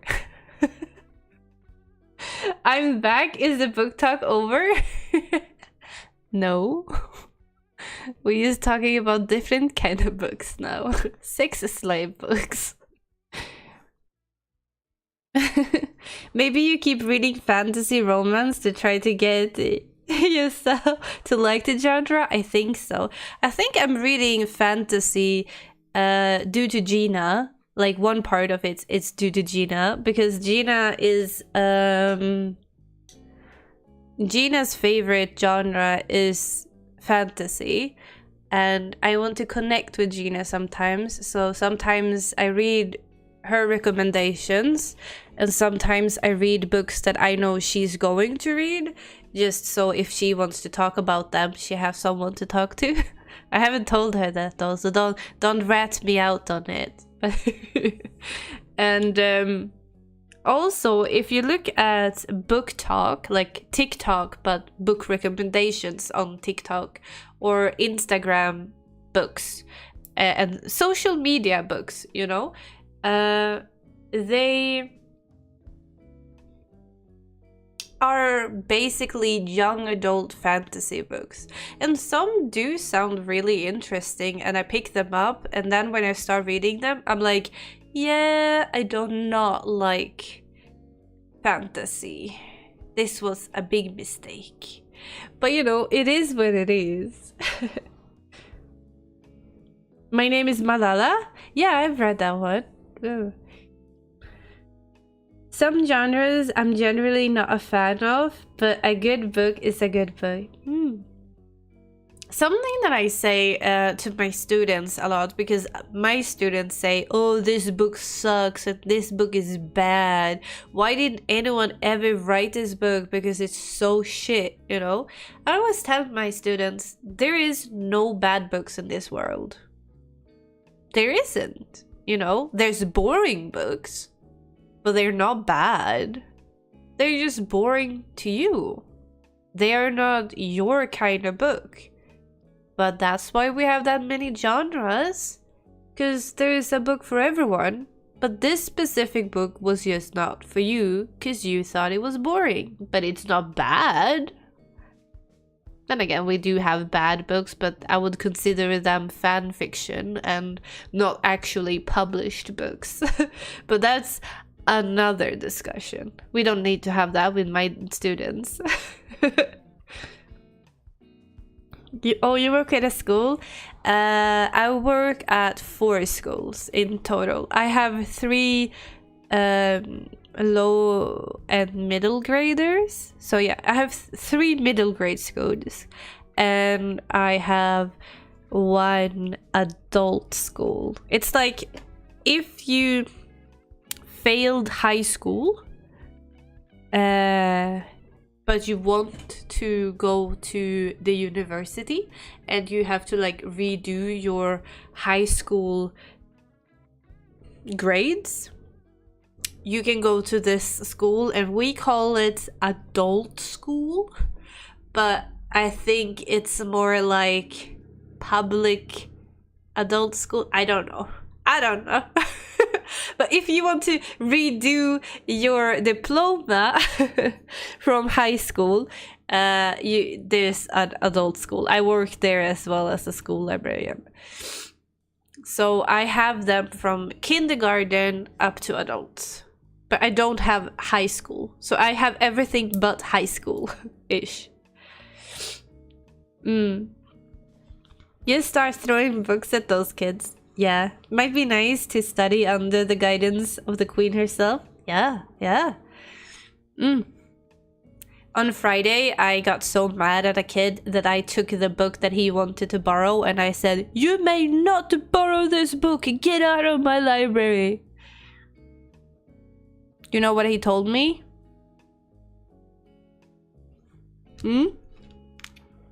Do you know what that piece of shit told me when I told him to get the fuck out?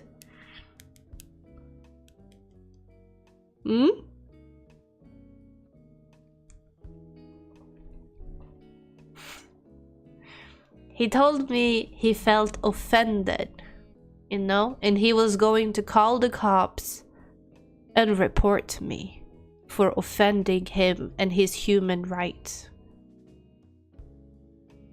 You know what I did? I kicked him. No, I did not kick him. I just glared at him and I said, "Get out. Now."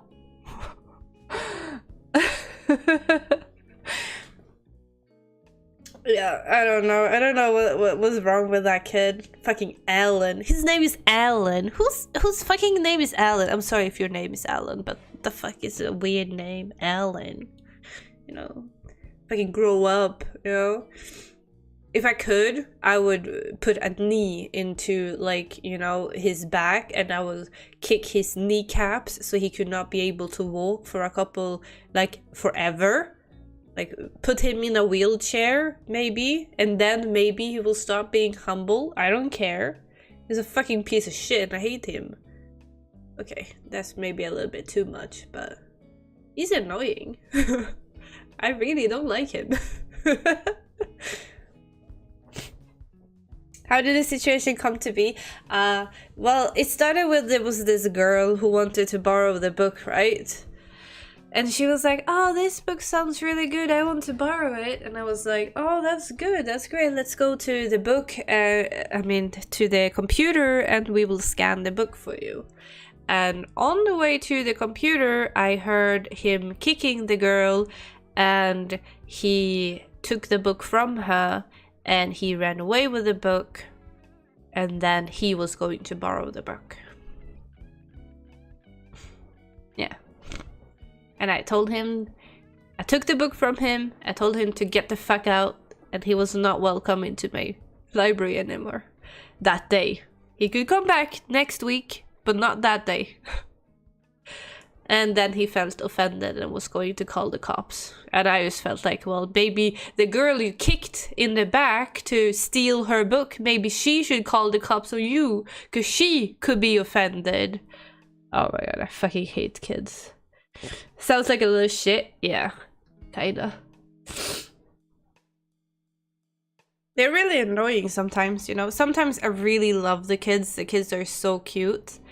But there's also like a lot of the times where they're just shitheads and I just want to murder them. And then they become cute again. And you're like, oh, I love my job. And then they're shitheads again and you fucking hate your job. It's like a roller coaster during the day.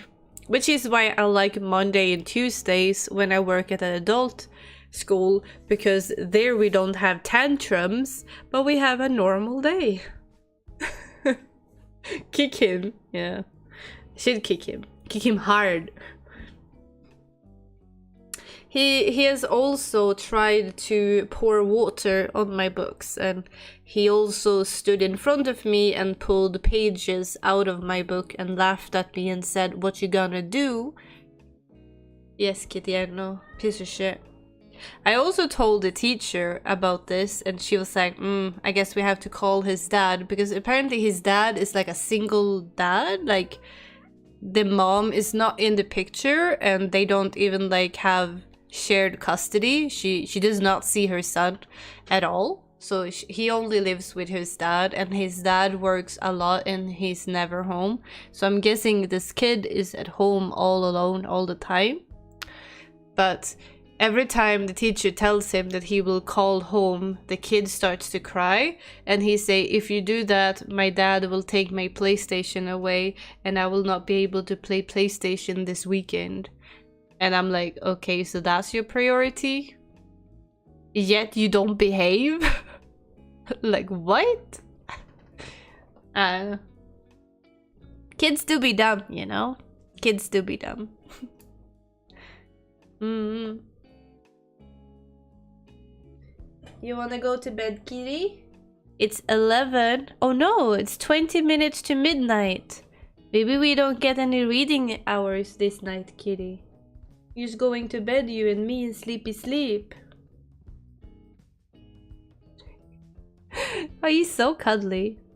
Also, hi Queen. Oh, hi Perry. Hi. Actions have consequences. It's a good thing to learn. Yeah. Maybe he shouldn't be an asshole? Yeah. I worry about his upbringing. F your PlayStation. Get grounded, son. Yeah. Yeah. There's a lot of weird kids though, but like, it's like, you know, kids can be like that sometimes, but what frustrates me more is when the parents, you can't talk to the parents. Like, the worst I have experienced is when the parents go, "My kid would never, ever do that. You are lying." Like, why would I lie about your kid? What do I win on lying about your kid being a shit, you know? What do I gain from saying that your kid is being a dipshit? You know? I gain nothing. Legitimate nothing. More than I have to have this fucking talk with you, the parent, and I now have to explain my actions to you as the parent, which, as an introvert person, is not very fun to do, you know? If I don't have to call home to the parents, I don't. But if I have to, I do it. It's not like I'm sitting there at school and be like, who should I, you know, come up with a massive evil plan? Whose parents should I call today? Ho ho ho ho ho ho. You know, that's not really me, is it? That's no teacher ever. You know? But some parents are just fucking dipshits, you know? It's always the, "You're lying about my kid. My kid is the most angel-like person I know." And you're like, yeah, okay. You tell yourself that, but you know, he's not in school though. It sucks because you don't want to get... Yeah, your kid, it cannot be trusted because you... Yeah. Exactly. Kind of sad though. Most of my students are really nice though, so I'm really happy about that. I don't really have that many students. I think I have like 3 students right now that can be rather obnoxious. Most of them are diagnosed with autism, so they have their tantrums, you know. They can be hard to deal with, but they're not like horrible. It's just inconvenient most of the times. And usually you can have a discussion with the kids and the parents. I think, because I worked at the high school before, high school is definitely worse, you know? I hate being a librarian in high school. Like, kids are so much more appreciative, and kids also want to read. They you know, they learn how to read, and then they get super excited and want to read everything, and it's just a very grateful age to take care of. But then when they're like 14 and up, they're just like a big pile of poop, you know? They do everything to make everyone around them miserable because they are miserable. Fucking emos, all of them. And suddenly, reading is boring. And I'm boring. And all that shit. I used to work with kids, and the kids' behavior was almost always a reflection of the parents. Yeah, it really is. Parents were almost also worse to deal with. Yeah, I fucking hate parents. Parents are the worst. Usually you can talk to the kid and the kid will understand. The parents, though, if they believe they're right, they're definitely right. You know? Ah, my nose. I still, yeah, I don't know. I love my job though. I think I have like the best job ever. I love my kids, even if they are douchebags and annoying at some points. I still love them. They're very nice. I'm going to stop my stream now because it's soon midnight and I need to brush my teeth, you know, these teeth. And oh no, not a booba. It's gonna be a Stephen King ending, not like this. Not my perky, perfect teenager boobs. No, it's not teenager. 30-year-old boobas. Perky middle-aged boobs, yes. Am I middle-aged? No, 50 middle-aged. What am I? I'm not a teen anymore. And I'm not middle-aged yet. What am I?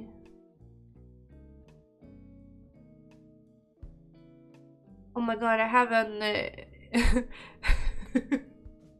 I have an existential crisis here. Help me. You're a queen? Well, yeah. But I've been a queen ever since I was born. We all know that. I also have a stuffed nose. Oh my god. My left nostril is so stuffed. I can't breathe through it. It's just blocked. You're in your prime. Prime time, baby. That's me. Did you hear that, kitty? I'm a prime. I was gonna say I'm a prime rib, but definitely not rib. Not only rib. I have more than ribs, okay? I have the prime ham. prime cheeks. Oh my god. My parents were here. Speaking of lewd jokes, by the way, my parents were here and my mom said something. Oh, what did she say? She said something. Oh, what did she say? She said something funny. I think she said something in the lines of like, oh yeah, it was very effective even if it's small. Cause, and she did not mean a pee-pee. But in my perverted mind, I was like, small pee-pee, still effective. But she was talking about something else that was small but still working well for the thing she was going. My mom is extremely Christian. She would never, you know, do lewd jokes. But, you know, we were in a car and she said it and I was like, And my dad was like, what's funny? What's funny? And my mom, she's looked back at me, like very disappointed at me. And then she looked at my dad and she was like, she thought I meant something else when I said this. And then she said it again. And my dad was like, hey. And my mom was like, I'm disappointed in both of you. But you know, it's a good thing that, you know, it's effective even if it's small. You know, it's still working even if it's just small. I thought it was funny. Anyway, I'm gonna go and sleep and have my beauty sleep. Yes, smell. And yeah, if you still want to discuss the book, you can come to my Discord and we can continue talking about the book, but in text form, if you guys want. Or we can talk about other books. I can talk about books all day, every day, because I love books. Yeah. And I posted a new horror narration today, so, you know, if you want to be kind and all that, go listen to it and give it a like and comment, because it helps me. Yes. Night, baby. I love you, darling. Kisses. Bye.